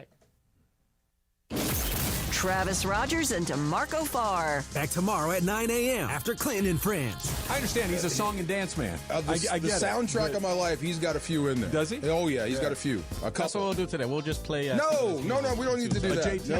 We don't need to do that. No. Yeah, I don't like JT for a myriad of reasons. Oh, you guys are talking about JT, not Timberland. Justin Timberlake is JT. Yeah, You're talking about Timberland. You're talking Timberland. Yeah, oh, no, the other... Timberland is still doing his thing. The shoes? No, Timberland's a producer. Timberland. Yeah, Timberland is a producer. Timberland is from Virginia. Yeah. Even I know that. Yeah. Not JT Timberland. Wow. Okay. I suck at this game. Two-pack? Yeah. Jodeci. Who's that Snoopy dog? Jodeci was not on purpose. Timberland was. Mrs. Elliott. God. Yeah, Mrs. Elliott. Crazy. Florida. Yeah. Weekday mornings at 9 a.m. It's Travis and DeMarco on 710 ESPN. Hey, it's Travis. Join us Friday, May 30th from 9 a.m. to noon at Legends Attic in Claremont as we celebrate their one-year anniversary and kick off the Freddie Freeman World Series Game 1 Walk-Off Grand Slam Ball Tour. Plus, Oral Hershiser hosting special guests, Dodgers voice Joe Davis, Steve Sachs, Rick Monday, Jaime Harin, Peter O'Malley, and more. Giveaways in the amazing art of Dave Hobrick. Purchase your tickets for meet and greets at legendsattic.com. We'll see you Friday, May 30th at Legends Attic in Claremont.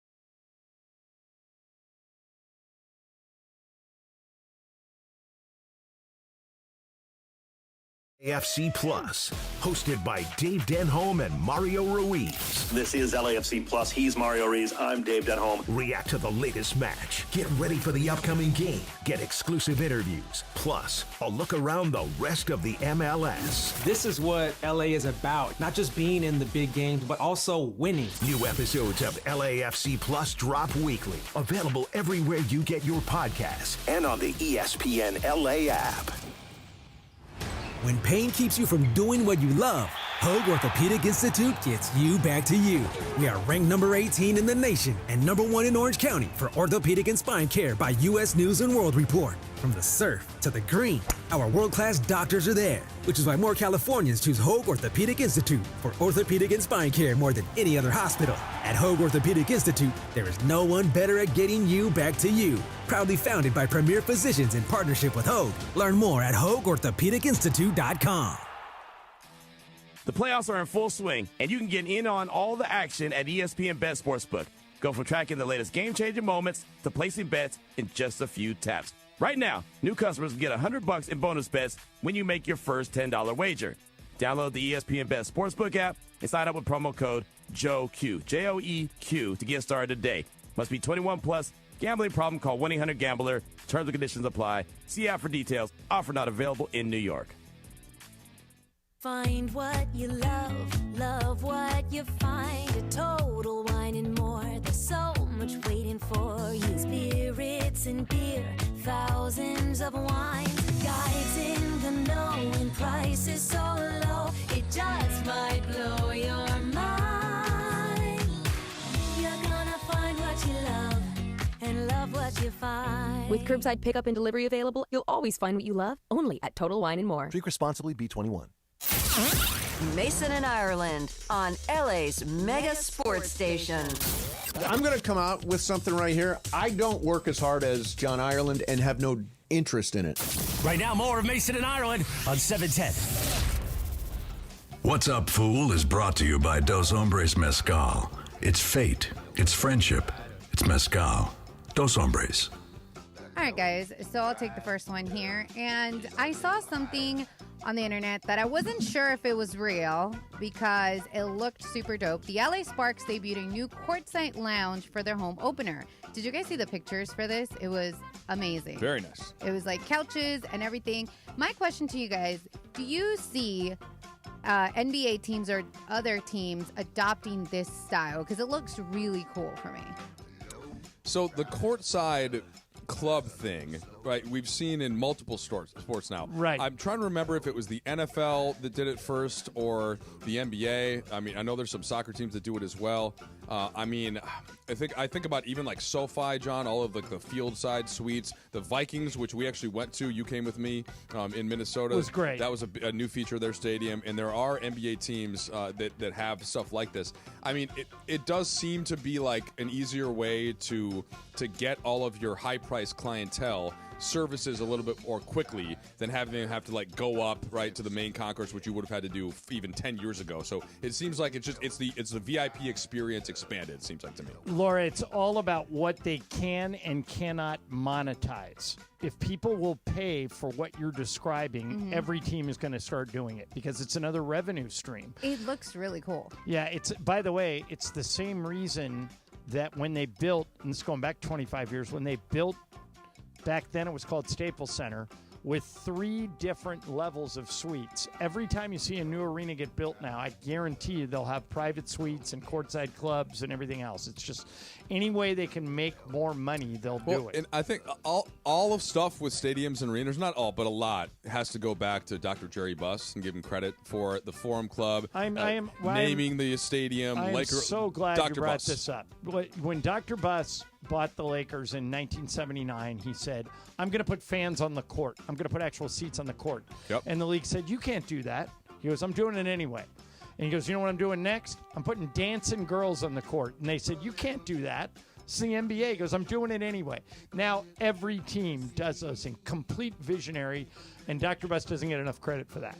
What's up, fool? All right, so Airbnb seems to made a few changes here the last couple of weeks. One, they're adding stuff you can now do, services such as photography, private chefs coming into home, massages, kind of like that.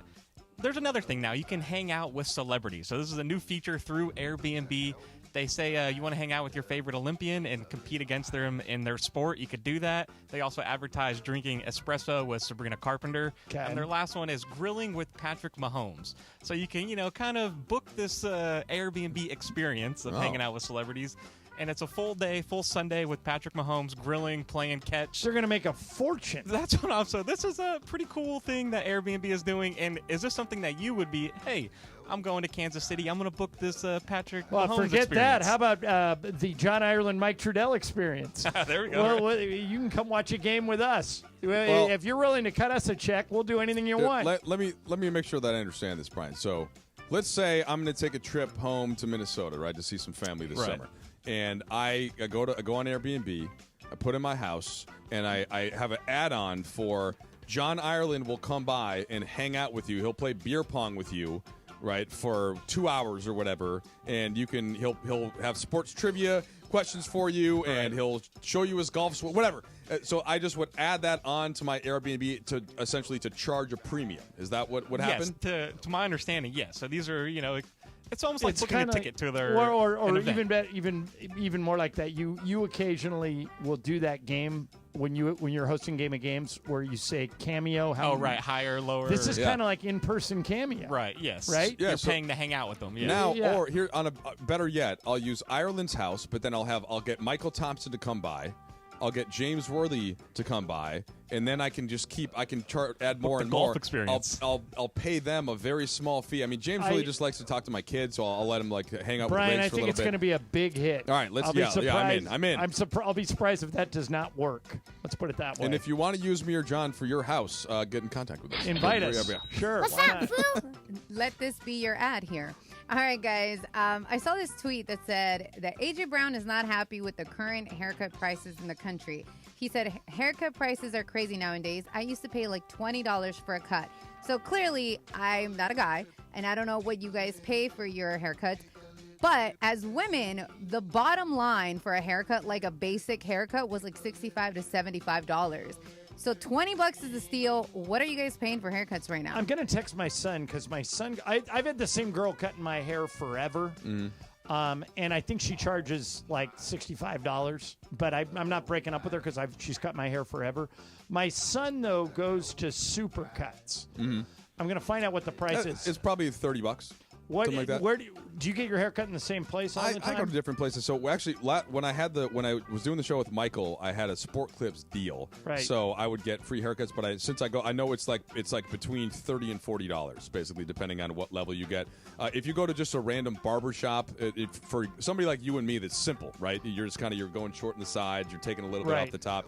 You're probably looking anywhere between $25 and $50. I would say $65, John. That sounds more like a salon. Well, that's it's a girl the girl that that's cuts probably a my nice hair place. but you could get it's in Santa Monica. But I like her. Okay, got it. So you could probably get it for about half that price. But to your point, Laura, my wife's hair. Now my wife's got long hair. Okay, curly or straight? It's I've mostly straight, but wife. it's mostly Okay. straight.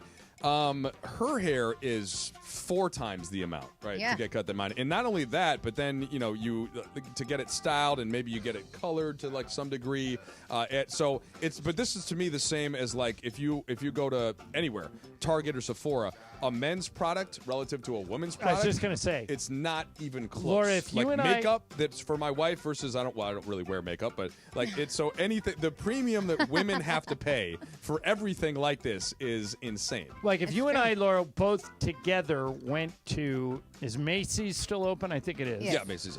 And we both went in to buy a white shirt. Okay, I could buy mine for $60, and yours would cost $300, and it's basically the same shirt. Oh, yeah. Yeah, I've never understood that. If you have curly hair, a curly cut starts over $200. Now, I do, obviously, though, a woman's hair, especially if it's long, it does take twice as long, right, to do, so that you're paying for the time as well. So that does make some sense to me. Not true. What's up, fool? All right, guys, it was announced today that Michael Malone, the fired Nuggets coach, will be added to the NBA studio of their Western Conference Finals. So a two-part question here. Is this only because Denver was knocked out, now Malone's coming in? Or is this kind of too soon? You were just fired, a month ago. Do you really want to hear what he has to say about these other teams, or will he be a good addition? We know him a little bit because we've covered him for a while.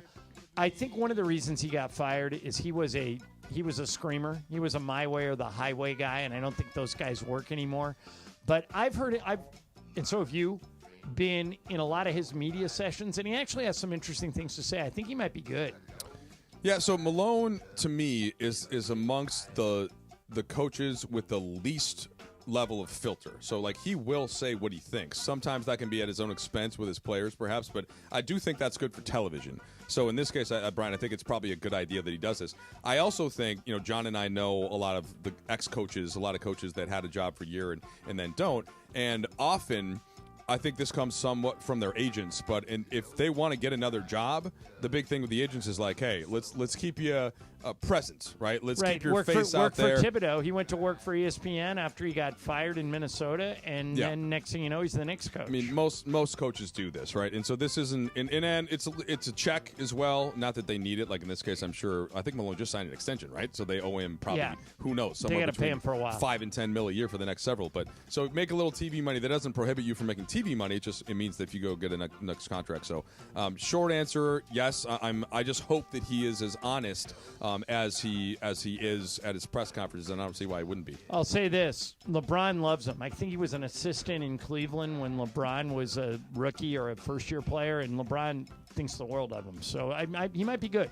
What's up, fool? All right, guys. So Russell Westbrook was asked, has he made a decision on his player option for next season?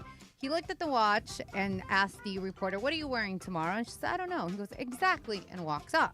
So I know that the odds are that maybe the Brooklyn Nets will land him. Where do you guys think that Westbrook will be playing? All right, first of all, as you know, I'm the last person on Westbrook Island. True. I've been a fan of Russ's game for a really long time. There's a reason he's been with 7 teams in 7 years, and that's because he burns out quickly. I would bet my house that he picks up that player option because he's not getting a better deal somewhere else, do you think? Well, so I just pulled up the numbers. So I wanted to check kind of eye test versus numbers. And Westbrook for the playoffs, so this is 13 games he played, was minus 106 for Denver. Part of that is from the OKC series. That means that they were 106 points worse while he was on the court. Yeah, so for reference to like Jamal Murray was plus 30, Aaron Gordon was plus 23. Jokic, again, largely because of the blowout in the last game where they lost by like 40 points, right? He ends up being minus 11, but he was plus 30 for most of it. So, Russ, like he had his moments, but overall the Nuggets weren't as good. And again, in the postseason is when he was on the court.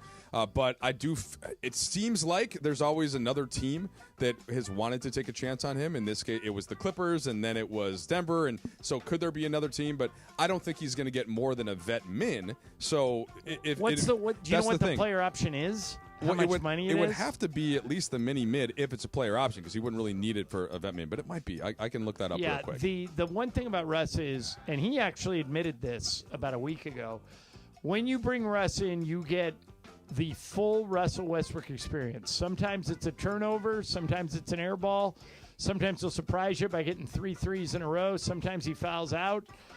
You never know what's coming. The reason I've always respected his game is he just plays harder than everybody else.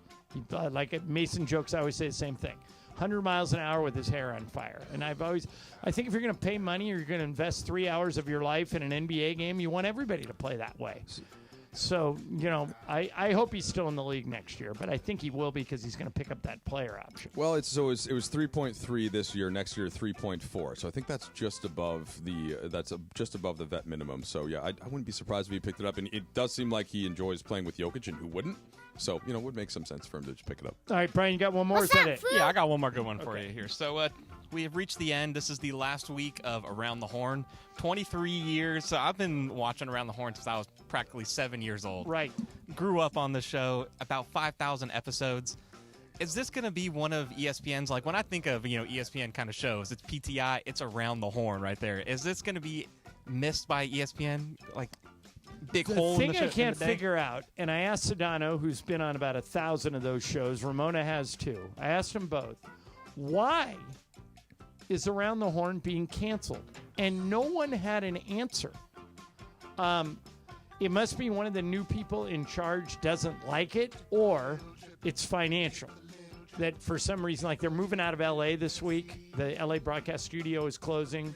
But Mike, I always thought Around the Horn was perfect fodder for reporters and people, and it was a good show, and I don't know why they're killing it. Yeah, I don't know.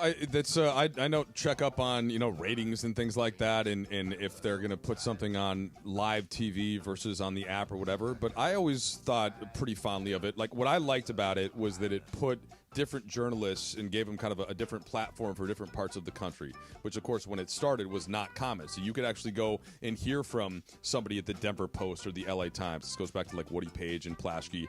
Reality, of course, I think everybody likes Reality. I don't think anybody's got a problem with him. He's great. Very popular. Yeah, super smart, super engaging. He's clearly the guy that makes the show.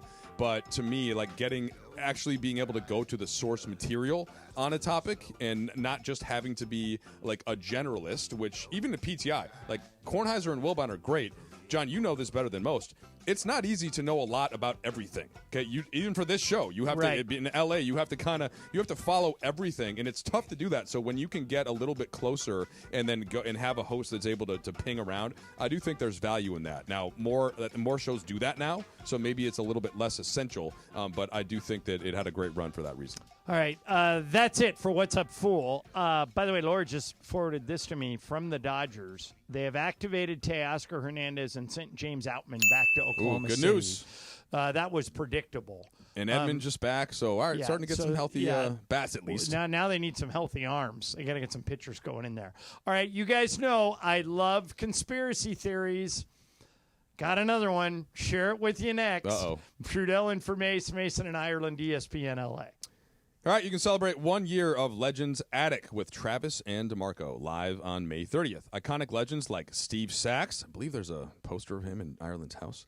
Jaime Hareen, Peter O'Malley, Legends Attic giveaways, live art with Dave Hobrecht. And see the ball from Freddie Freeman's unforgettable Game 1 Grand Slam last year against the Yankees. It's all happening at Legends Attic. That's 619 West Foothill Boulevard in Claremont. Tickets at legendsattic.com. Sedano and Cap. Today at 3 p.m. after Mason in Ireland. I felt so stupid today. I went running to the bathroom. And I was like, I gotta go, man. And there were two people in both stalls, so there was nowhere to go. That happened to me yesterday. And who eventually walks out is Mace. And I look at him and I go, oh, no laptop? Like, I don't know why. That was like the first thing that came to my mind, So actually what happened to me, Alex, the security guard, and I walked in at the same time. I said, hey, Alex, what's going on? And then he, there's the urinals, and then there's the stalls. Right. He walked past the urinals with me, and I went, are you deucing? Because we don't need to go side by side. Seriously? And he said, yeah. I said, I'm going to leave for 5-10 minutes. You do your thing. I don't want to be like deucing, and I don't want to be connected like that. You don't want to do a double deuce? Not a double deuce. Really? Sedano's back. Sedano's back. Oh, I thought he quit. Were you deucing? Or no. Oh. I was on the phone. With who? Oh. The LA Afternoon Takeover. That's Sedano and Cap. On 710 ESPN. Hey guys, it's Sedano. In the market for new flooring? Why pay more at big box stores? At Hernandez Wholesale Flooring, every day is a deal, no gimmicks. Call 866-62-FLOOR or visit them online. Hey, it's Travis. Join us Friday, May 30th from 9 a.m. to noon at Legends Attic in Claremont as we celebrate their 1 year anniversary and kick off the Freddie Freeman World Series Game 1 Walk-Off Grand Slam Ball Tour. Plus, Oral Hershiser hosting special guests, Dodgers voice Joe Davis, Steve Sachs, Rick Monday, Jaime Hareen, Peter O'Malley, and more. Giveaways and the amazing art of Dave Hobrecht. Purchase your tickets for meet and greets at legendsattic.com. We'll see you Friday, May 30th at Legends Attic in Claremont. Relief at Walmart or Target right now. Do you know a high school senior who's a true all-star on the field, in the classroom, and in the community? ESPN LA, along with Rotolo Chevrolet and Capozio Buick GMC, is proud to present the All-Star Student Program. We're honoring 5 incredible seniors with a $500 scholarship and an exclusive VIP experience at ESPN LA's All-Star Friday night. Nominate your standout student today at ESPNLA.com. ESPN LA All-Star Student, brought to you by Rotolo Chevrolet, the #1 Chevy dealer in the West region once again. Come see what all the fun is about. Hi, it's LeBron. The Lakers play here. 710 ESPN. KSPN, Los Angeles. A good karma brands radio station. Hi, this is Matthew Stafford of your Los Angeles Rams. This is Mason and Ireland on your home of Rams football, 710 ESPN.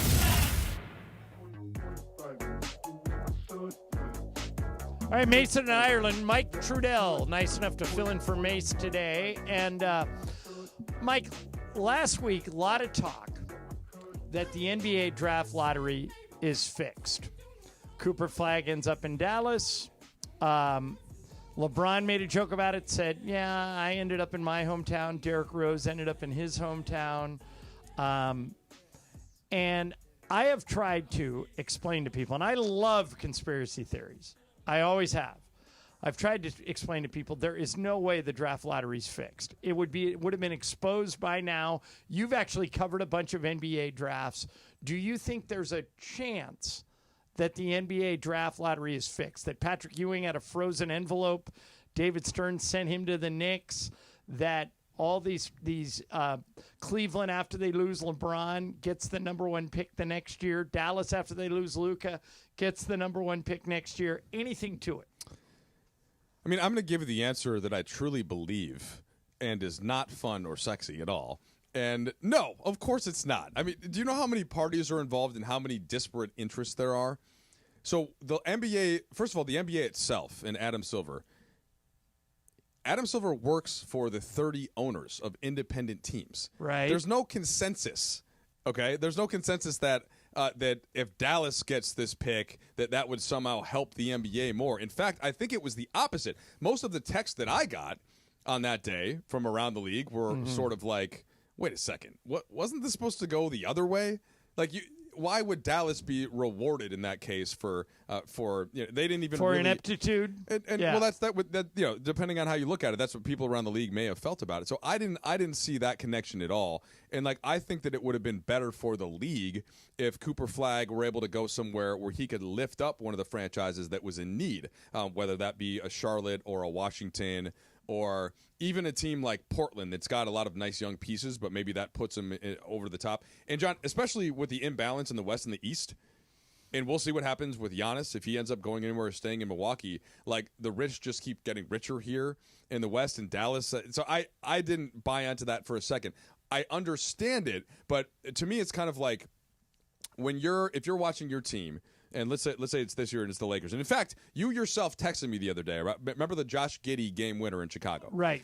And so for a lot of teams, what you'll say, well, if that shot doesn't go in, then the Lakers win the game. What you don't do is then give the other scenario where the Lakers won a game let's say the Indiana tip-in that LeBron has at the buzzer. Right, doesn't go. Yeah, so you're not taking that off the table. You're just giving yourself the add-on, the +1. I'm a conspiracy theorist. So in this case, if you're going to do that with Cooper Flag, then what's the other side of this? What's the franchise that actually would have benefited more and that the NBA maybe could have picked to have won it? I don't see why it would have been Dallas. Other than the Dallas fans, I don't think anybody wanted Dallas to get the number one pick. All right, a lot of people think that the thing is fixed.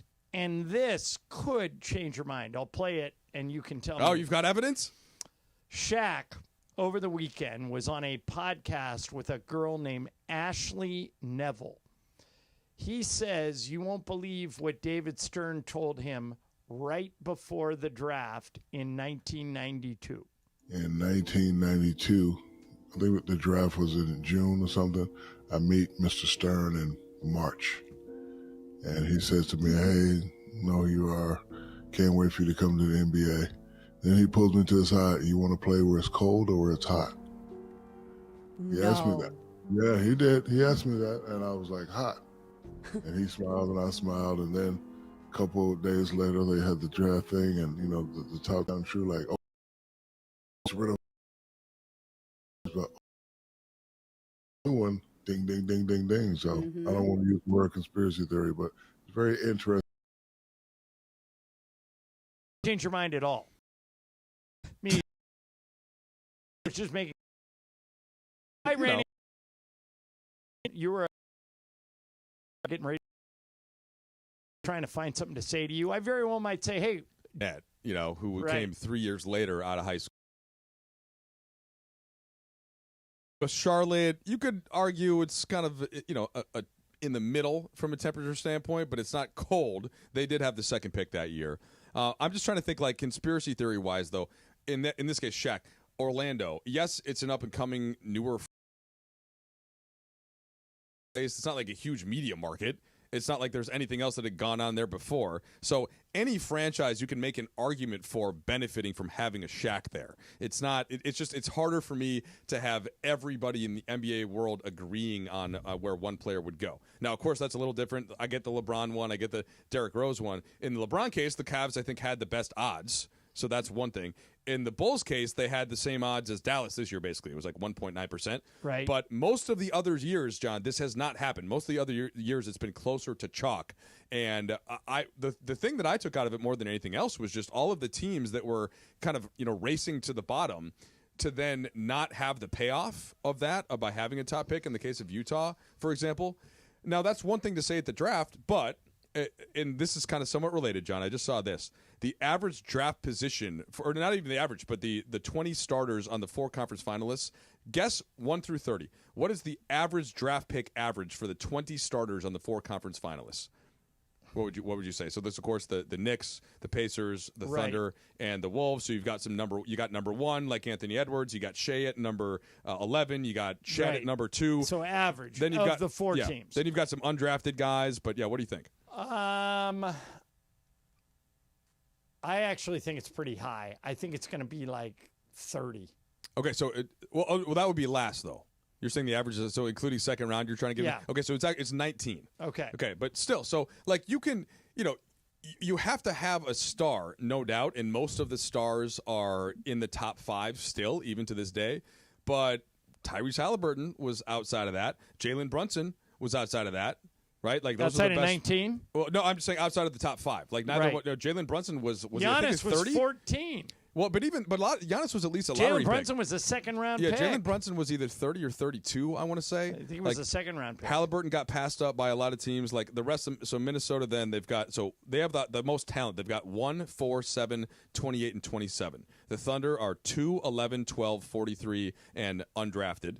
Of course, Jalen Williams, a J-Dub, a lottery pick as well. And then Chet, we know, was number 2. Shea was a lottery pick. The Knicks, 1, that's Cat, right? 23, 10, 33, and 30. The 30 is Josh Hart. The Lakers took. Great pick by Brunson's the Lakers. Probably 33. Yeah, so Brunson was 33 then.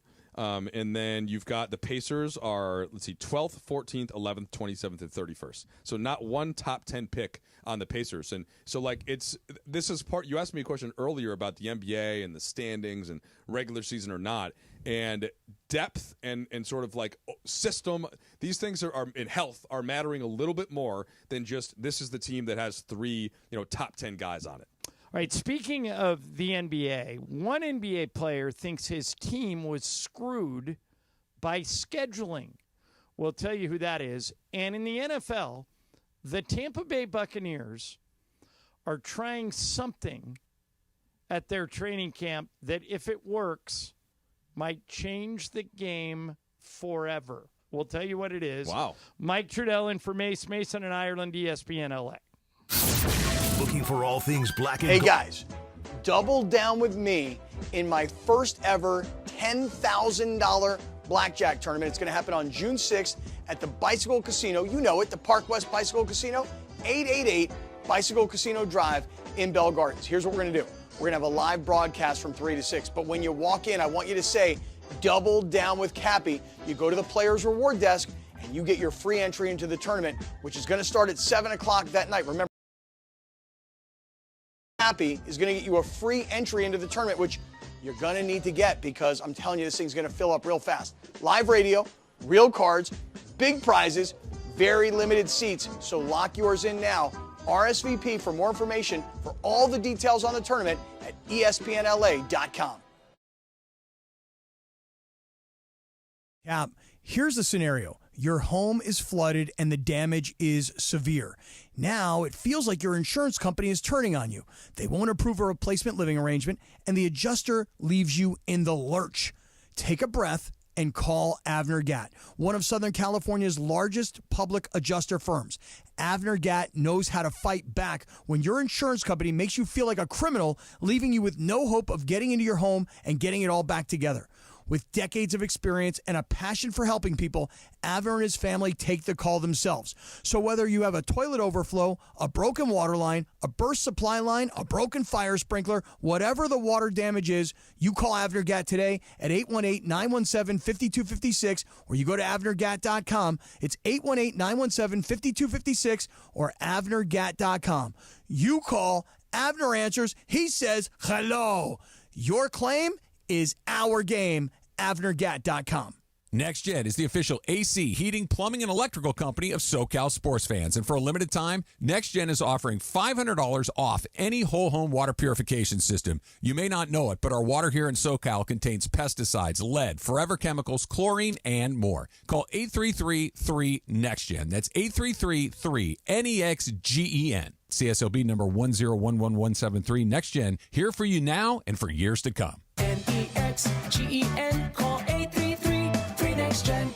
This just in. The NFL schedule has dropped, and you know what that means. It's go time. Adam Schefter here with the Insider Tip. If you're trying to catch your team live this season, Vivid Seats is the move. For the best selection of games and seats, it's time to snap your tickets up now. Vivid Seats has great deals on great seats and the only rewards program in the game. It's no wonder they're the official ticketing partner of ESPN. So don't wait. Head to vividseats.com or download the app and lock in those game days.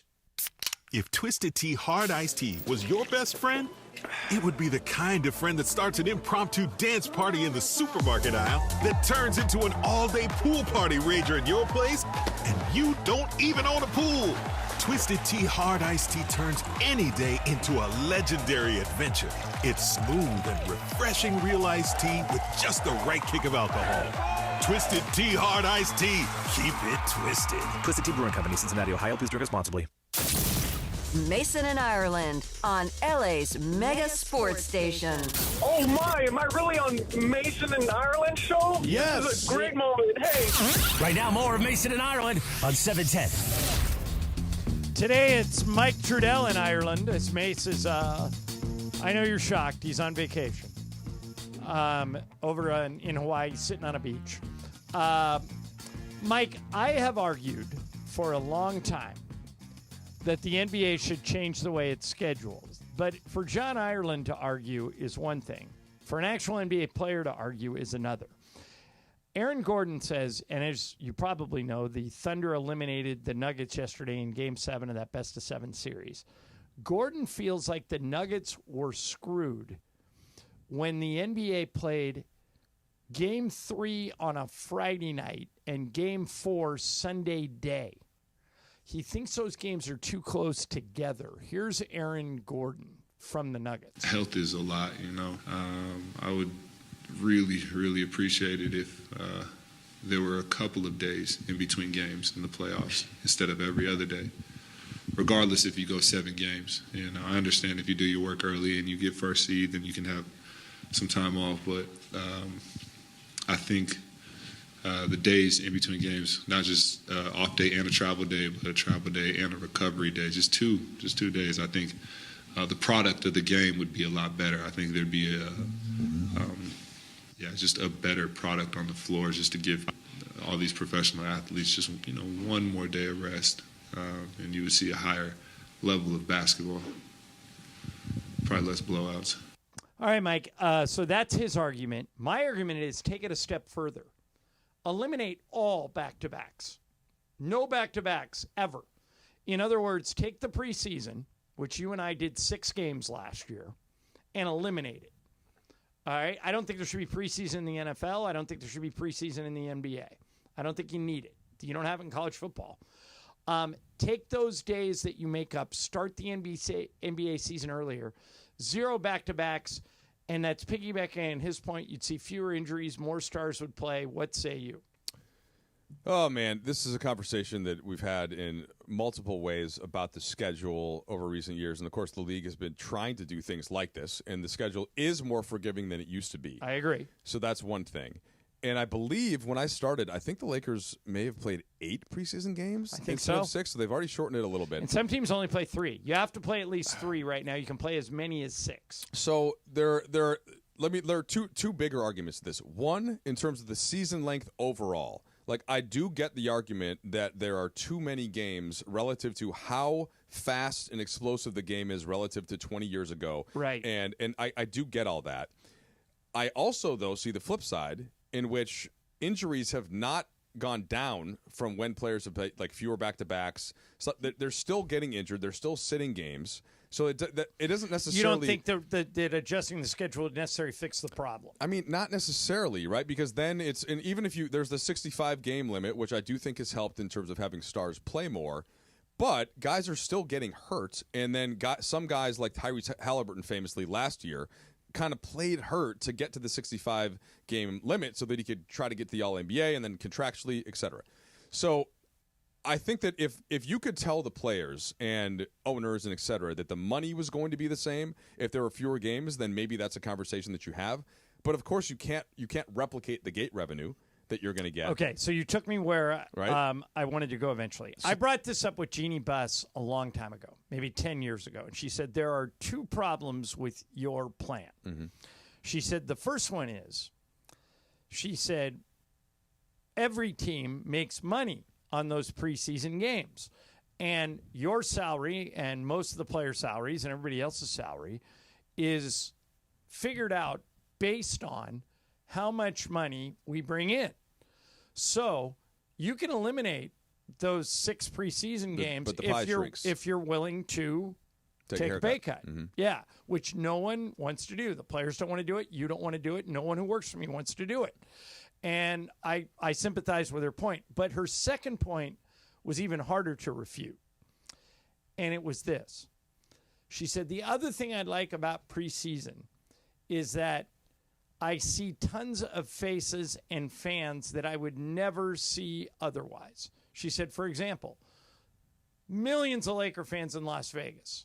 They love it when we come there. Yep. Millions of Laker fans in San Diego.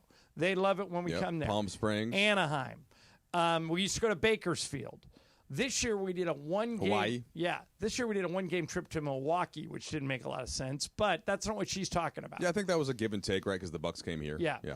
What she's talking about is it gives fans who otherwise wouldn't be able to see the Lakers in person a chance. She said, we're serving more of our fans with those preseason games, particularly the games that are not played in NBA cities. And I didn't know how to come back at that. No, Do you? I don't. And that's part of it. And then I also think to Aaron Gordon's point, the first round is more spread out because there are more teams and there are more games. Therefore, there are only so many teams you can have on the national broadcast partners. And in the first round, it's the regionals as well, like Spectrum, where I work at, where Right. you used to. So that's part of it. And I think that it also relays into the other point we made earlier about basketball and why today it's not just the 3 best NBA regular season teams that end up winning the title necessarily. Like, you have to have a certain level of roster depth now to compete in the modern NBA. Agree with you. And that is where I get it from Aaron Gordon. Forget Aaron Gordon. How about LeBron James? Going into year 23, and him still playing at this level. But if LeBron's on the roster, he's got to have some help from the rest of the roster to get through that 82 so that he can be at his best in the postseason run. So it's all baked in, but there's no argument that a vet would want it more spaced out. I just think that's where a team like Oklahoma City that's got 12 guys that you trust to put on the court, Right. and all of them are under 30 except for Alex Caruso. There's a reason why they're in the Western Conference Finals, and so is Minnesota. Yeah, who's they're another- OKC's the second youngest team in the NBA. Yeah, and then look, I mean, even the Knicks and the Pacers are young. Right, they've got a couple of key vets, certainly, like Miles Turner, but they're mostly younger guys. The Knicks, they have Cat, but he's not, he's getting towards his early 30s. Randall, I think, is 31, maybe something like that. But then the rest of them are mostly younger guys. So it's a young man's league. And by the way, it's an older league than international soccer, where the prime seems to be like age 22. Because of all the running in that sport. So it's just everything is tilting in that direction, and I don't know that that's going to change for all of the different reasons that we just discussed. I wish I had a better comeback for why they shouldn't cancel the preseason. So take the preseason out of it for a second, because football also has the preseason. Yeah, but they're getting smaller. It's going to be down to 2 games next year. Yes, but they added regular season games, right? As an exchange. So football, if you could make the argument that if you had fewer NBA games just overall, they would be in more demand because there are fewer, kind of like in the NFL. If you want you're making Steve Kerr's argument. He thinks they should adjust the schedule to 65 games a year. And like, so there's first of all, I don't agree with it, but the only way that I could understand it was that if you were able, because let's say that you could then, if there were fewer games, you could tell me that the TV audience was going to be higher. Therefore, you could charge higher prices for advertising, and essentially the money would be a wash. If you could give me some models that would show that, hey, look at the NFL. Part of the product is scarcity, or the English Premier League, where there are 38 games, kind of right in the middle of the NBA and the NFL, and that is a ridiculously great TV product, also because of relegation. So even the 18th, 19th, and 20th teams get relegated. Yeah. So and by the way, for people to understand that, if we did this in American pro sports, it would be fascinating. In the English Premier League, if you finish in one of the 3 bottom spots, you're out of the league. You're down to the lower league. You got to sell players off. Yeah. You're losing millions of dollars. It's crazy. That would fix tanking. I mean, no doubt. But the difference there, though, is that they can pay as much as they want for players. I mean, Manchester City is run by basically oil money. Anyway, that's a non sequitur. Like the point is that in the NBA, if you could show me a model that made where the pot of money stayed the same and it kind of equated to the gate revenue, to all of it, then I think maybe you could have the conversation. But until then, look, I mean, that's why the money is very, very high right now for player salaries. I think everyone could agree with that, especially for the stars. And so to me, that's where whatever your roster is, you got to use the whole roster. Like the Lakers this way did a really good job of using their two-way players, right, to get through some of those times when they had injured players, the Christian Kolokos and Trey Jemison III, and Goodwin, who ends up making the playoff roster. Right. Like that's the kind of stuff that you need. And to me, I would rather see young guys like that get an opportunity and maybe see a little bit less of some guys in the regular season, and then just really focus on having everybody ready for a playoff run. Did you think the Nuggets were good enough this year to make it to the finals? No, I mean, you couldn't completely eliminate them just because of Jokic, but I don't think that they have added talent in 3 years now. You know who agrees with you? Nikola Jokic. Listen to this. Okay. I mean, we didn't, so obviously we can't. If we could, we will win it. So I don't believe in those if stuff. So we had the opportunity, we didn't win it. So I think we can't. He was asked, could you guys have won the title? He goes, well, we didn't. Yeah, we can't. Yeah. So we can't. No, they essentially had 5 or 6 players. You got to have 10.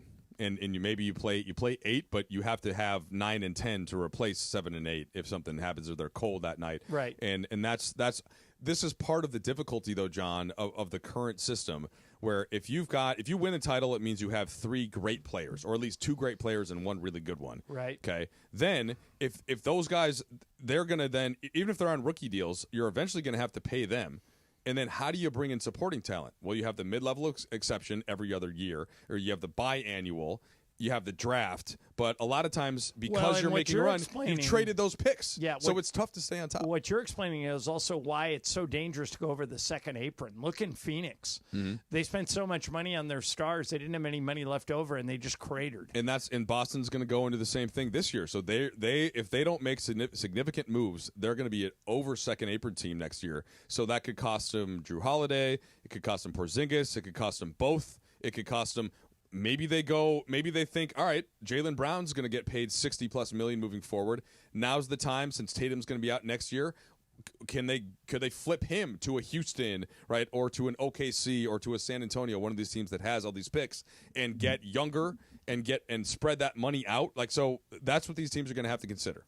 All right, coming up next, we'll get to that football story. The Tampa Bay Buccaneers are exploring. They're trying something that, if it works, could change the NFL forever. We'll get into that next. Mason in Ireland, Mike Trudell in for Mace, ESPN LA. All right, a high school senior who's a leader, scholar, and athlete. Nominate them for the ESPN LA All-Star Student presented by Rotolo Chevrolet. 5 winners, $500 scholarships. You get VI treatment at our All-Star Friday event. Nominate your all-student today at ESPNLA.com. Thanks to Rotolo Chevrolet, the #1 Chevy dealer in the West region, 13 years. California, once again, come see what all the fun is about. The most followed sports radio station in the world. In the world. That's right, in the world. 710 ESPN. You know it. Yeah, tell your friends. At ESPN Los Angeles on Instagram, Facebook, X, YouTube, TikTok, and Twitch. We're naturally entertaining. Yes. LA's mega sports station. 710 ESPN. This is an ad by BetterHelp.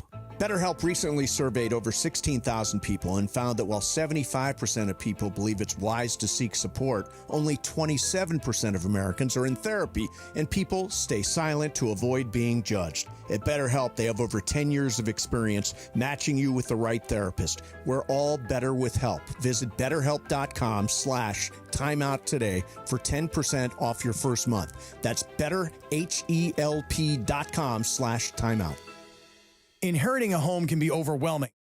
Hey, it's Travis. Join us Friday, May 30th from 9 a.m. to noon at Legends Attic in Claremont as we celebrate their one-year anniversary and kick off the Freddie Freeman World Series Game 1 Walk-Off Grand Slam Ball Tour. Plus, Oral Hershiser hosting special guests, Dodgers voice Joe Davis, Steve Sachs, Rick Monday, Jaime Harin, Peter O'Malley, and more. Giveaways in the amazing art of Dave Hobrick. Purchase your tickets for meet and greets at legendsattic.com. We'll see you Friday, May 30th at Legends Attic in Claremont.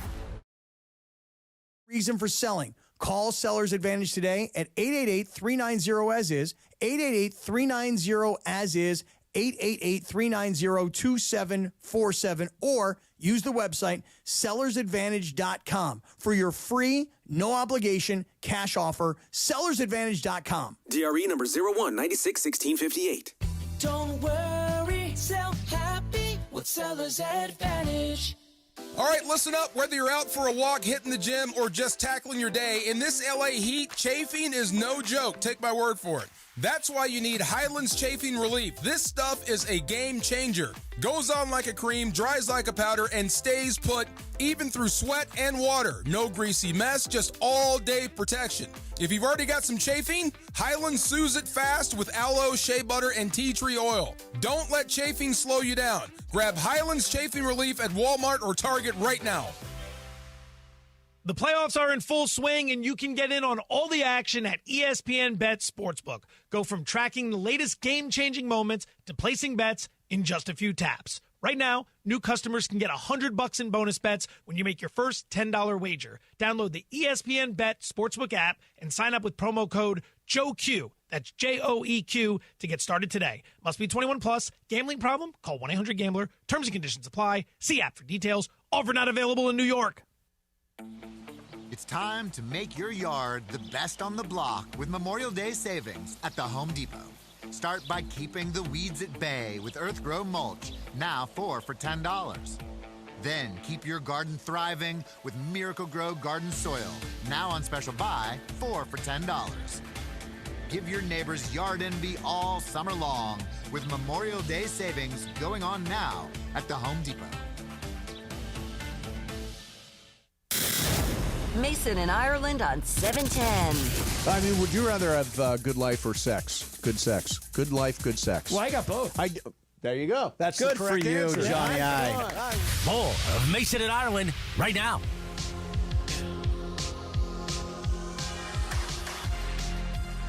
A lot of people love to play poker around here. You can double down with Cappy. Oh, this is a blackjack tournament, this one. $10,000 blackjack tournament, June 6th at Park West Bicycle Casino. Sedano and Carpool broadcast live from 3 to 6, so you can join them and check in for the tournament. Say double down with Cappy at the Players Rewards desk for free entry. Reserve your spot with us now at ESPNLA.com. All right, Mike. I'm trying to figure out if this works. What would be the best way to deploy this weapon? Okay. The Tampa Bay Buccaneers have a kid in camp this year named Desmond Watson. He played football at Florida. Okay. He ran a 40-yard dash at the combine. And when he ran the 40, he weighed 464 pounds. 464. He's down now to 437. So he's lost a little bit of weight since the combine. Here's my question. Let's say they put this guy on the roster. Okay, here's a picture of him. That's how big he is. Okay, he's the width of two people. He's 6'6". He weighs almost 500 pounds. Okay. Well, closer to 400. 437 now. Just saying. How would you deploy that?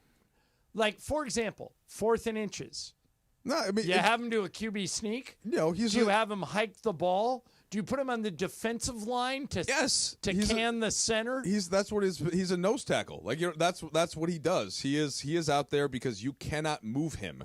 Now there are certain offenses, of course, He's where basically a sumo wrestler trying to play NFL football. Yeah, I mean he's not an every down player, but I'm trying to think of who's the nose tackle for the Lions that just the. Well, there was a guy named Jerry Ball who was well over 300 pounds. It was an all-pro nose guard for the Lions for years. Good player, like Hall of Fame caliber player. But I think having a guy that's 500 pounds is a huge weapon if you can deploy it properly. I just don't know. Brian, how would you use a 500-pound guy?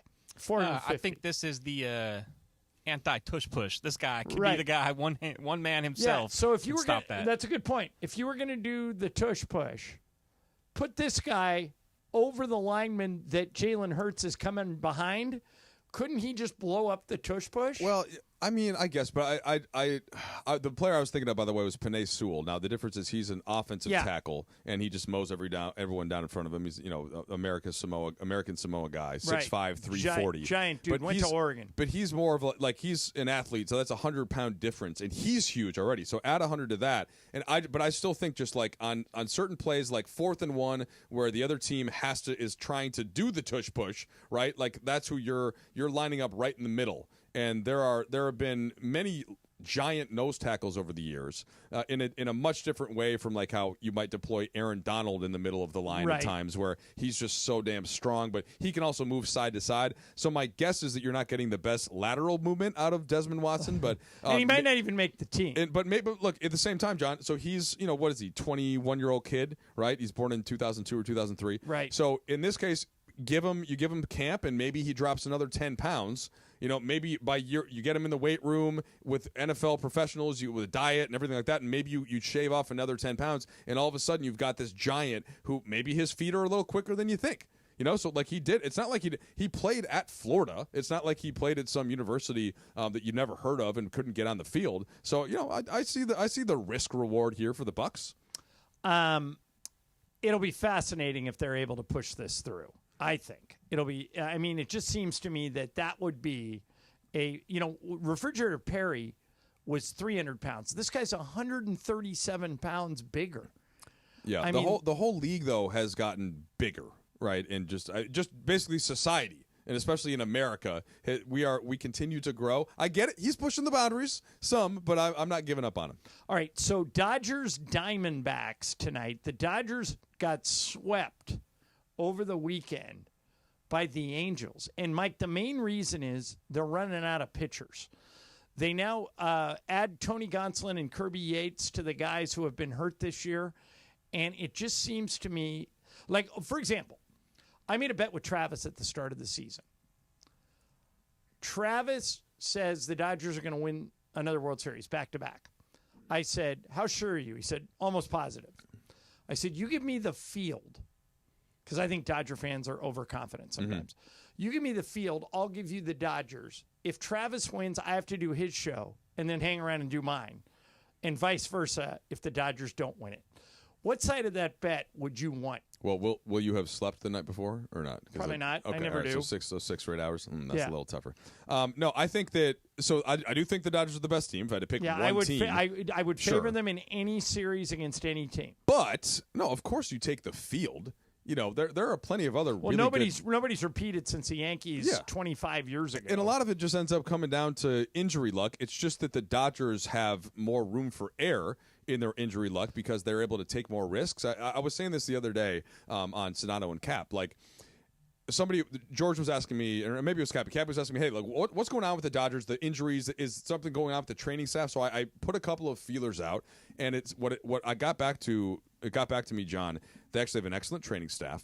They make all of the right decisions about return to player policies, like when to come back. They're not pushing anybody too far. They're not taking any chances. But what they do take chances on, knowing the depth that they have in their farm system and having the depth of money to pay, partly because of the deferrals, but also just because they have more money than a lot of teams. Right. They take more risks with players like a Blake Snell, who a team like even my Minnesota Twins growing up can't afford that contract. The Twins have been good lately. They can't lose, but Yeah. but their payroll is a lot lower. So they've been good, but they can't take the type of risk that the Dodgers can take. And everything that's been going on with the Dodgers, and what place are they in, John? In their division. First, always. First place. So Yeah. it's really just more of this is a long-term play. And I think like the pitching depth that's an issue. But the bet with Travis and you, I don't think anybody would have done the same thing in the NBA. Like you couldn't take if you took Boston versus the field to start the season. You take there the field. isn't a team as favored as the Dodgers are in the NBA. I would have thought.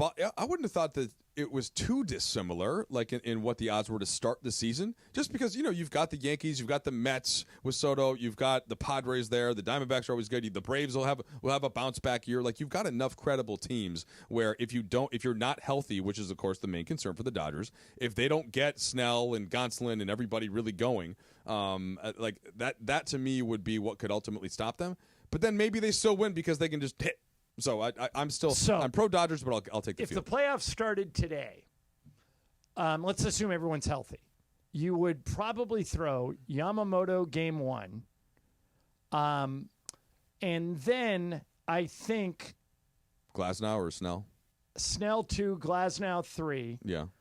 Maybe Dustin May 4. Here's the Dodgers play every day this week. Here's their pitchers this week. Well, what about Shohei? I didn't think about that. Yeah, they got a former best pitcher in the league. Yeah, that's true. They're just waiting. They're just going to drop him. I just saw that he increased his pitch count lately. This actually lends myself to this point. If the playoffs started today, they play every day this week. Here's who they're pitching: Landon Knack tonight, Yamamoto tomorrow night, Dustin May on Wednesday. Oh, they're off Thursday. Kershaw on Friday, Gonsolin on Saturday. Landon Knack again. So none of these guys are paying all this money to. Snell, Glasnow. Yeah, but both of them I think they're already throwing, right? So they could be back soon enough. But your point is that's a ridiculous rotation for a postseason run, and their bullpen is great if they can get them. They're all hurt right now. Yeah. But if they can get them, but they're using their bullpen more than any team in the major leagues, and as Dave Roberts says, it's not sustainable. They are, but a lot of the guys they're using are minor leaguers. By the way, this weekend in New York against the Mets. Yeah, so that could be a playoff preview. All right, coming up next, the first ever Game of Games hosted by Mike Trudell. That's right, guys. He has prepared on this. I told him he could do anything he wants as long as he made it multiple choice. Laura, we need to find one other player. Have Cappy. Cappy could win it because I can picture him. It's about hip hop. I can picture him being a hip hop guy. I think I got Laura on this one. Oh, thank you. Okay, That. we'll see. By the way, if you are hiring, do you know it could take up to 11 weeks on average to hire for an open job? Nobody's got 11 weeks. Use ZipRecruiter. My buddy Ian Siegel, who invented ZipRecruiter, puts it this way. They don't leave anything to chance. And right now you can use it for free at ZipRecruiter.com/LA. ZipRecruiter uses powerful matching technology. It's an algorithm, and it matches you with the best candidates for your job. In other words, it's quick. How quick? 4 out of 5 employers who post on ZipRecruiter get a quality candidate within 1 day. So stop messing around. Use ZipRecruiter, and you can use it for free. ZipRecruiter.com/LA. Again, that's ZipRecruiter.com/LA. ZipRecruiter, the smartest way to hire. Mason and Ireland, ESPN LA, Game of Games, next. Sedano and Cap. Today at 3 p.m. after Mason and Ireland. Is there any chance at all, that the Mavericks trade Cooper Flagg to the Lakers? Is that possible? Okay, say that again? Well, the way the Mavericks gave the Lakers Luka, is there any way that maybe they just want to give the Lakers Cooper flag also. That's not possible. Cappy, I literally just explained to you that there are a representative from each team in this room when the lottery is being decided and these balls are being pulled out. Yeah, I got all that. But you're saying, could they draft him and then trade him? Yeah, just have him. Here, hey, would you guys like Cooper Flag? Hey, let me ask you a question. How'd you guys like Luka last year? We liked him a lot. He was great. Hey, how would you guys like Cooper Flag? Would you like that? How about this? Bring, bring. Hey, Rob. Hey, it's Nico. Hey, how about this? Would you like to have Cooper Flag? We'll take Austin Reeves off your hand. How about that? Is that okay? The LA Afternoon Takeover. That's Sedano and Cap. On 710 ESPN. Are you looking for a trusted roofing expert in Southern California? Journey Builders has you covered. This is Mike Trudell from ESPN LA. Journey Builders specializes in quality roof replacements for homes around the Southland. They'll ensure that your roof stands strong. ESPN LA listeners who call in today to book their free same-day inspection get $5,500 off their roof replacement. Hey guys, double down with me in my first ever $10,000 blackjack tournament. It's going to happen on June 6th at the Bicycle Casino. You know it, the Park West Bicycle Casino, 888 Bicycle Casino Drive in Bell Gardens. Here's what we're going to do. We're going to have a live broadcast from 3 to 6. But when you walk in, I want you to say, double down with Cappy. You go to the Players Reward Desk and you get your free entry into the tournament, which is going to start at 7 o'clock that night. Remember, it's June 6th. Double down with Cappy is going to get you a free entry into the tournament, which you're going to need to get because I'm telling you, this thing's going to fill up real fast. Live radio, real cards, big prizes, very limited seats. So lock yours in now. RSVP for more information for all the details on the tournament at ESPNLA.com.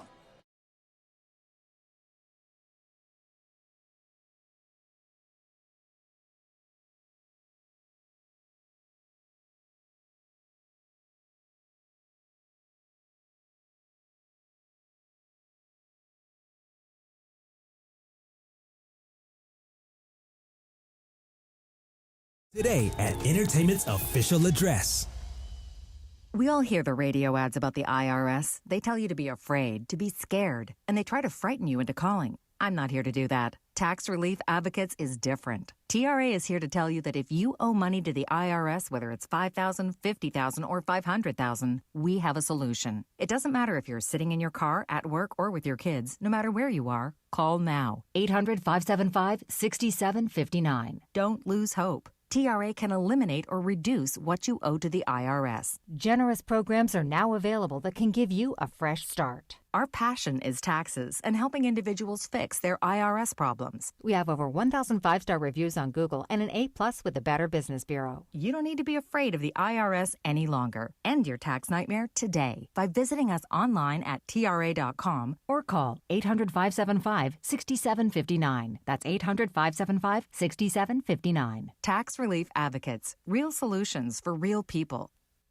710 ESPN. And it is time for Game of Games on the #1 sports radio show in LA, Mason and Ireland. Game of Games. Game of Games presented by CallJacob.com. Call Jacob. Everyone loves a fighter, but in this town, winning matters, especially after an accident. So remember, anyone can fight, but CallJacob.com is here for you when you need a big win. After an accident, go to CallJacob.com or call 844-24-JACOB. That's 844-24-JACOB. We got the jingle. Call Jacob. Thank you. Game of Games time. Take it away, Mace. All right, no Mace today, but George Sedano has arrived early to the studio, and he's going to play a Game of Games. Hi, Sedano. How are you? I'm good. I'm a little melancholy. You know, I had my lasso around the horn today. We were just talking off the air. I'm going to miss it. I know. I know. I think a lot of people are. I think what I was saying to you off the air is I think it's a part of a lot of people's routines. Yes. And you never want to mess with people's routines. You don't have to, but those decisions get made way above us. So if anyone wants to get a glimpse of how nice of a person, human being Tony Reale is, if you go on either my Twitter or my Instagram, you'll see a video that he sent me, and he does this for almost every panelist, of the day or the week leading into my first appearance. This was years and years and years ago. He sends a video like to welcome you. It's pretty cool stuff. Like it's great. It encapsulates exactly who he is. Okay, Mike Trudell is filling in for Mace today. He has never hosted Game of Games. We have 4 players: Brian Cohen, Laura Romo, Sedano, and me. Mike, what's the game? Well, John told me I could do any topic I wanted, and I thought about some things close to my heart, like candy, right, which is something that I really value. But the thing that I went, the thing that I went back to though, Seafood? 90s hip hop. Okay, so these questions are all about 90s hip hop. We're going to see which one of you knows the most, or at least can use deductive reasoning in the best way. Okay. Okay. Question number 1: which of these rappers was not a member of the Wu-Tang Clan? Okay. A. RZA, B. Chuck D, or C. Ghostface Killer? Brian. Chuck D. Laura. Chuck D. Well, I don't know anything about this, so I'll go with the crowd. Chuck D. Sedano? Yeah, it's Chuck D. That is correct. Okay, everybody on the board. Public Enemy. There you go. Okay, number 2. What was Tupac Amaru Shakur's breakout double album released in 1996 that this host considers to be the best hip-hop album of all time? Was it A, The Don Illuminati, The 7 Day Theory, a.k.a. Machiavelli, B, All Eyes on Me, or C, Ready to Die? Laura. Damn. Ooh, this one is tough, actually. I actually don't know. Take a guess. I'll go B, but I think I'm wrong. B is All Eyes on Me. I'm going All Eyes on Me as well, Okay. which is the only Tupac album I actually know. Sedano? Well, I feel like I think that was later. so the I think I'm next wrong. two, he was very consumed about his death. So, okay, give me the order one more time. So A, The Don Illuminati, Right. which is Machiavelli. Yeah. B, All Eyes on Me. C was Ready to Die. I'm going to go Don Illuminati. Okay. Brian. I'll take Ready to Die. Okay, so the answer is All Eyes on Me. Boom! All right, now that was the double-sided, right? Now, so Machiavelli was just one-sided. They both came out in 96. And then Ready to Die it's a little is tricky. Notorious B.I.G., though. Right. Okay, there you go. So caught you on that one. Okay, number 3. What Atlanta-based group redefined Southern hip-hop in the 90s? Was it A, Outkast, B, Mobb Deep, or C, Bone Thugs and Harmony? This is me, and it's a complete guess. I'll go Bone Thugs and Harmony. Okay. Sedano. Outcast. Brian. Outcast. Laura. It is Outcast. Okay, it is Outkast. Yeah, so I'm all right. So that means Laura has the lead. All right, Bone Thugs from Cleveland, John. Now, number 4, which is not in a Tribe Called Quest album. I said but a Tribe Called Quest album, which is not. Okay, this is you, George. A, Midnight Marauders. B, Low End Theory. C, Illmatic. Low end. The Low End Theory. Theory, yes. Okay. Brian. Illmatic. Laura. Oh, yeah. It is Illmatic. I'll go Illmatic because Brian said it with such confidence. Yeah, Come George on, is mad. George. George is now knowing. I was like, Nas. Oh, yeah. That's okay. an Nas album. Is yeah. it Illmatic? Illmatic It is is. one of the probably a lot of people would say a top 10 album of all time, Yes. which is why Great George is album. upset All I with need is himself. one light. All Yeah, right, he's so upset with scoreboard All I need is update. one mic. Okay. Laura Romo 4 for 4. Brian Cohen 3, John Ireland 3, George Sedano 2. Here we go. So you thought I was going to win? You Well, will. you're right. Well, might. I did pick Laura to win. You might, George, you might win. Still. Okay. It's not over yet. I think Sedano got me. All right, number 5. Which of these rappers was in NWA? Okay, so a member of NWA. A, Daz Dillinger. B, Eazy-E. Or C, Snoop. Brian. Easy E. Laura. Easy. Well, according to the movie, it's Eazy-E. George? Okay, correct. Everybody get it? Yep. Okay. All right, so Brian for Laura is 5 for 5. And Sedano's 1 back. Here we go. I was a little concerned these were too easy, but I wanted to get all the legends in. Okay. Number 6. Which rapper was featured on the original version of Regulate with Warren G before being replaced by Nate Dogg in the second version? Okay. A, Corrupt. B, Fat Joe. C, no one. It was always Nate. Laura. Okay, this might be a trick because it's either if it would be Corrupt or No One. So I'm going to go No One. I am as well. No one. George. I'm going to go No One. I don't recall it ever Brian. being anyone other I than think one. it is No One. You're all wrong. It was Corrupt. Dang! See, I said it Laura. was either Corrupt That's your first miss. Yeah, this is a hard. It's a rare demo version, so you don't really hear it often, but you can find it because obviously we all hear the Nate Dogg version all the time so on the mad. radio. Okay, number 7. It's an easy one. Which New York borough claims the Notorious B.I.G.? Was it A, the Bronx, B, Brooklyn, or C, Staten Island? This one's me, and I'm going to go Brooklyn. Sedano. Brooklyn. Brian. The Bronx. Laura. Brooklyn. Brooklyn, stand up. Oh, Brian, okay. how? What? Did you do that on purpose? I feel like you did that on purpose. Did you tank that one? No, Brooklyn Bronx. I was going to New scoreboard. Yeah, Brian's from Texas, so it's No, a little he's far. not. New scoreboard San Diego. update. He's from San Diego, You Texas. listen to him talk. Come on, SD, baby. Texas. Laura 6, Ireland 5, Brian and Sedano 4 each. How many? Are there 4 left? There are 3 left, Okay. and then So Laura has to go first. Okay. And then I have to go second. All right. Who are the 3 members of West Side Connection? A. Busta Rhymes, Andre 3000, and Pimp C. B. Mac 10, Dub C, and Ice Cube. Or C. Redman, DMX, and Old Dirty B. Bastard. Ice Okay. Cube, Mac 10. Yeah. B. She sounded pretty confident. I'll go B. Sedano. Yeah. Brian. Yep, B with Ice Cube. That is correct. Okay. Bow Down came out in 1996. All right. So there are 2 left, right? 2 left. So now I got to start going opposite. You got to go Yeah. opposite of Laura. Laura, yeah. Only Laura. Right. Yeah, I'm only 1 ahead of you guys. Laura 7, John 6, Brian and George 5 each. 2 left, and we have a tiebreaker. Laura, if you get these 2, you win it. Here we go. All right. Which LA-born rapper from Southgate founded Cypress Hill and sits about 10 feet away from me at Laker games and sometimes 10 feet away from Sedano when he's there doing ESPN games? Was it A, or is it A, Be Real, B, MC Ren, or C, Coolio? Be real. Oh, sorry. No, I it had is to you. go- Okay, yeah. Be real. I got to go different on one of these last 2, but she sounded very confident. I'll go Be Real, Sedano. It is Be Real. So, I mean, it's fine. I got to right. go opposite, but I'm not giving the wrong answer. Brian. Right.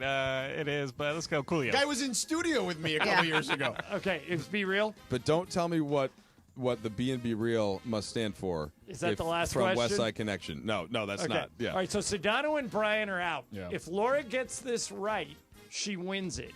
And even if she doesn't get it right, I have to get it right. So I like her chances. All right. What is 50 Cent's real name? A, Aubrey Graham. I know this. B, Christopher Wallace. Or C, Curtis James Jackson III. Laura. Curtis James Jackson. Shoot! I'll go B just to be different. Well, okay. Can you name who is Christopher Wallace? How about that? I don't know. Okay, that's Biggie. That's Biggie. Biggie. Oh, Yeah. is it? Yeah. But she's right. Laura. who was She's the right. first one? Yeah, she's right. Laura, Yep. that was What did you impressive. say? What was the got first name? 9 out of 10. I could have gotten 10 out of 10 if I would have just said corrupt. When I, First one is Aubrey Graham. I It was missed Drake. All right, Oh, let's that's do Drake, your yeah. Drake, yeah. let's do your tiebreaker just for fun. Okay. How many days did Montel Jordan's "This Is How We Do It" top the Billboard Top 100? How many days? How many days? What's interesting about this, and Sedano and Trudell will back me up on this. Montel Jordan, we've seen him sing this at halftime of an NBA game at least 20 times. Yeah. Normally at Clipper games, but all over the league. And I told you he performed at Sika's wedding. I tell you that, John? No. Yeah. Really? Yeah, Oh, yeah, that's it was great. awesome. Okay, so how many weeks was it number 1? Well, I just did days because it so Days we on could have the a bu- chart.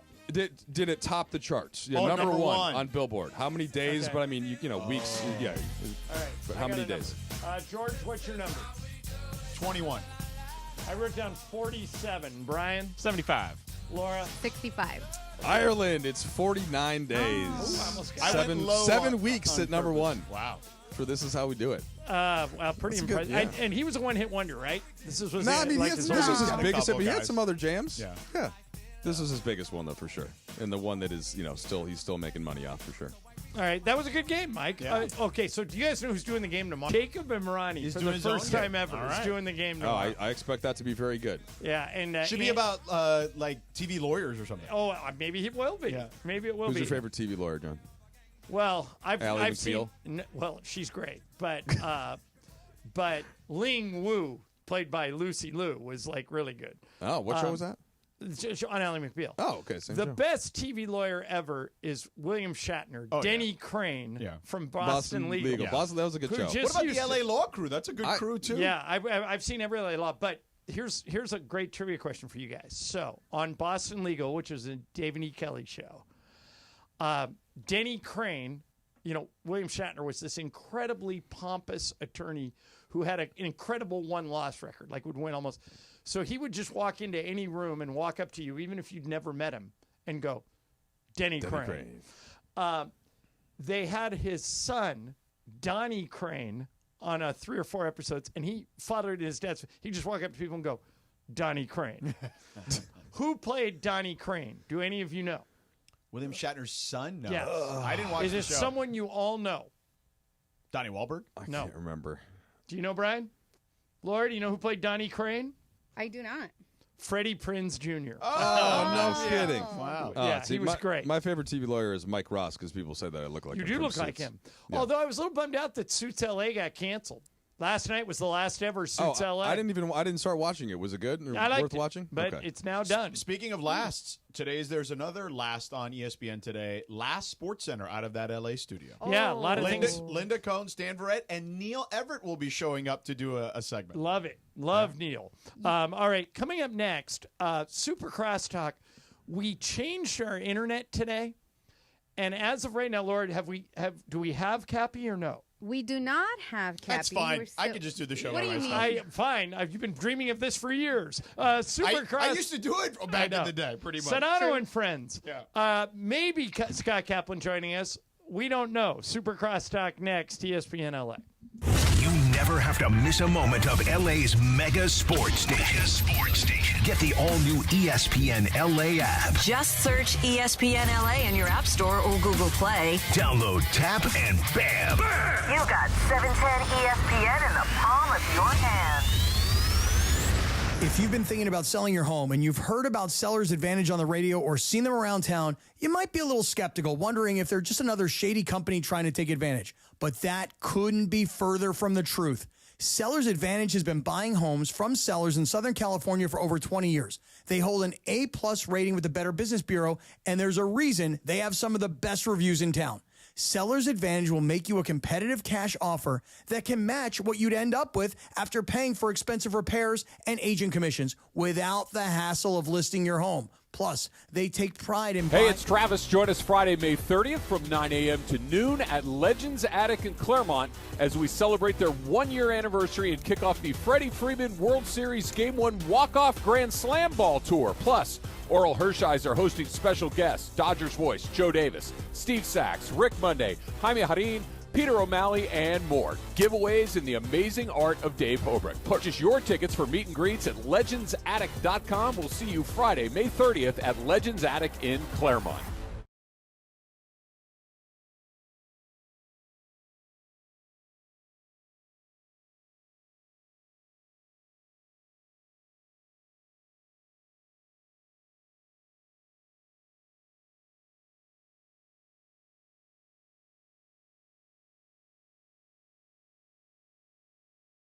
Leo, anytime, they got the tow truck ready for you. Leo is family, and he'll take care of you. When pain keeps you from doing what you love, Hoag Orthopedic Institute gets you back to you. We are ranked number 18 in the nation and number 1 in Orange County for orthopedic and spine care by U.S. News and World Report. From the surf to the green, our world-class doctors are there, which is why more Californians choose Hoag Orthopedic Institute for orthopedic and spine care more than any other hospital. At Hoag Orthopedic Institute, there is no one better at getting you back to you. Proudly founded by premier physicians in partnership with Hoag. Learn more at HoagOrthopedicInstitute.com. KSPN AM 710 Los Angeles. KRDC AM 1110 Pasadena, Los Angeles. K256CX 99.1 FM, Pasadena, Los Angeles. It's the greatest segment in LA sports radio history. Oh my God. When the shows come together for magic on the radio. It will only grow stronger. Super Crosstalk. Are we ready for Sedano and Cap to join Mason in Ireland? Super Crosstalk begins. Super Crosstalk, presented by Coors Light. Coors Light, made to chill. It's time for Super Crosstalk. Well, Sedano, I have good news and bad news. What do you want first? Always the bad news first. You're not going to get the dream of a solo show. No, I welcome Cappy's to there. the show Scott Kaplan. We figured out the internet. Sedano was smiling, Cappy. He thought he had the stage to himself, but not so much. I'm just a pain in his ass. You know what I mean? So it's like I just heard that promo running. Did you guys hear that promo today where I'm trying to say that maybe the Mavericks will give the Lakers Cooper Flag, and George is like, don't you listen to me? I just literally explained to you 2 seconds ago. And I'm like, but wait, there's no chance that maybe Nico Harrison calls up to Rob Pelinka and goes, hey. It's yours. There I'm is still going to do yeah. my solo show. It dropped out a little bit there, Cap. But Sedano is right. There is zero chance, none, 0.0, to quote Dean Wormer, that Cooper Flagg will be traded to the Lakers by Nico Harrison. Well, so wait. So, Cappy, you're using this opportunity to try and discuss it with Sedano again? For like I'm going to make a point, though. I'm making a point, though, that Mike, that I'm just a pain in his ass. There you go. Well, Cappy, I don't know if John's be a lot easier. Is John familiar with the drama that you and I had last week? I'm not. Okay, well, let's skip all that and go to the punchline. No. Let's give you a little background first. Okay. Why did you, Trudell, why did you and Cap have drama? So it wasn't. It was just kind of unintentional, and Cappy sometimes sticks his foot in his mouth, and Never. basically he had just kind of forgotten that I had told him that my father had passed and that my dog had passed, and so he brought them both up again. It was kind of asking. And him. this was kind of insensitive. And this was after calling Riggs his daughter. Yeah, and so he called Riggs a girl, which again I wasn't offended by. Riggs had the long hair. It just was more that I told Cappy that he was. I'm like my 3 boys. Michael and I have 3 boys. Billy, Meg, we have 3 boys, and Cappy was like, "Oh, how's your daughter?" Anyway, we got past all that, and to the point where Cappy on Instagram requested to follow my wife, who, as you know, has a private. Well, actually, I don't know if you know because you're not really on Instagram. I'm not. Yeah, but so she has a private account, so she has to accept you to be her friend, kind of like how Annie Facebook used to be. accept Cap? Well, that was kind of the issue, and she was all set to accept him. Although she did defend Cappy a little bit to Michael when he forgot, or he had. I don't think he remembered if he knew at all that Mike's dad had passed away. Yeah, well, she just was kind of like, go easy on him, essentially, because I was, but I didn't really know what to say. I was like, well, yeah, I mean, he's, and alas, so we got.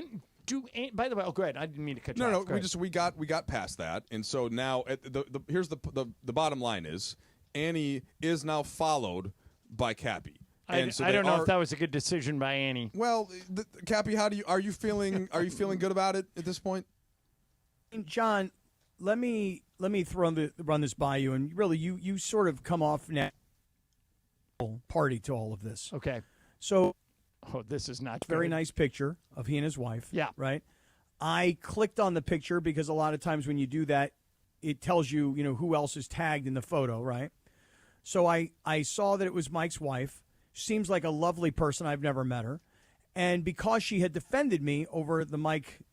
The faux pas I had the week before, I thought, you know what, I'll throw her a follow. So I clicked on follow. It then said she has a decision to make. And when I brought this up to Mike, obviously that related to the dog. Oh, boy. Turned into a whole bigger problem. All right. So, hey, Cap, so I just, yeah. This is going to be really hard to do. We're going to pull you off for a second. You're breaking up about every 5 seconds, and we're going to let D-Hawk work on it a little bit. By the way, this is perfect timing considering I'm going to be on the road for almost a month moving forward.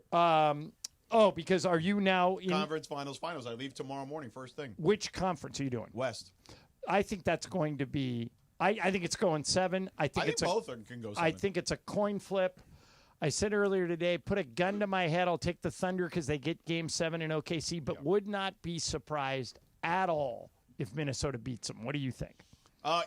Look, I've seen this Thunder team now, John, for 3 straight seasons. I had their first play-in game at New Orleans. I was there last year when they lost Game 6 in Dallas, and I've seen them along the way this year many, many times.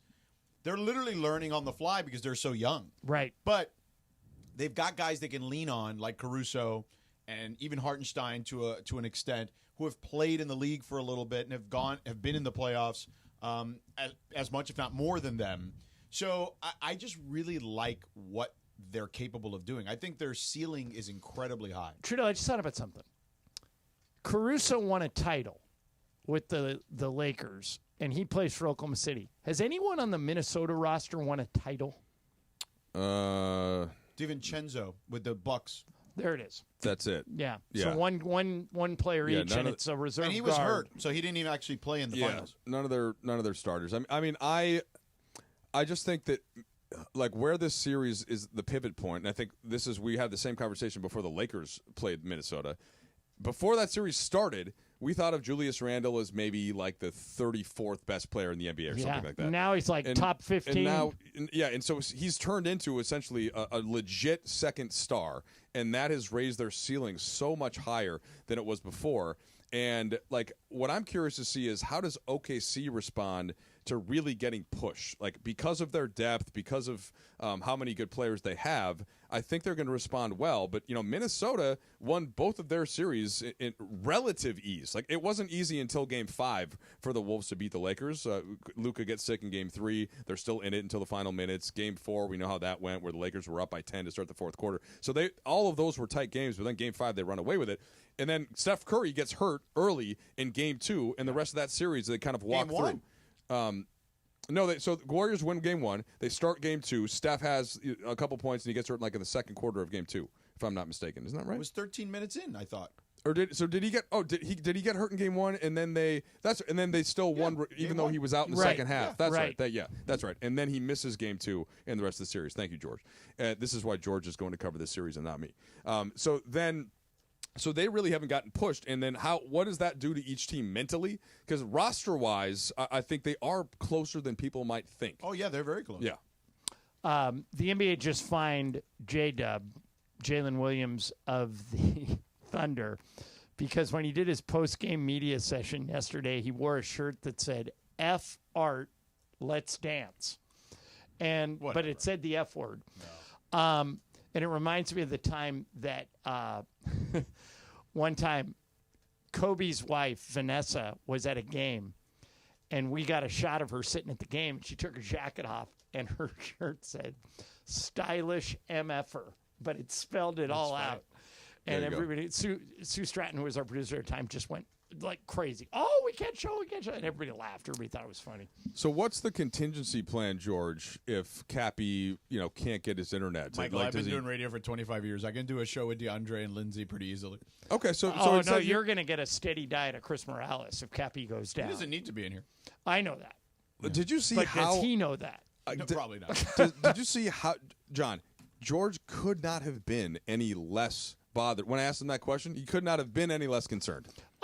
Very, very impressive. Yeah, I have just never, eye roll. I've never had a desire to do a solo show. I don't think they're any fun. I used to do it all the time. Yeah. Colin's good at it. Colin Cowherd's good at it. Well, George, wouldn't you say, though, you at least a solo show is a lot better if you have at least a dependable producer or like somebody that you can play off a little bit. And in this case, you have DeAndre, you got Lindsay, right? But I'm saying like it's one thing to you hear the name of the solo show, but most solo shows have at even least Cowherd has his good little buddy. That's what I'm saying. So the solo shows sometimes it's like the producer is in some ways like the talent.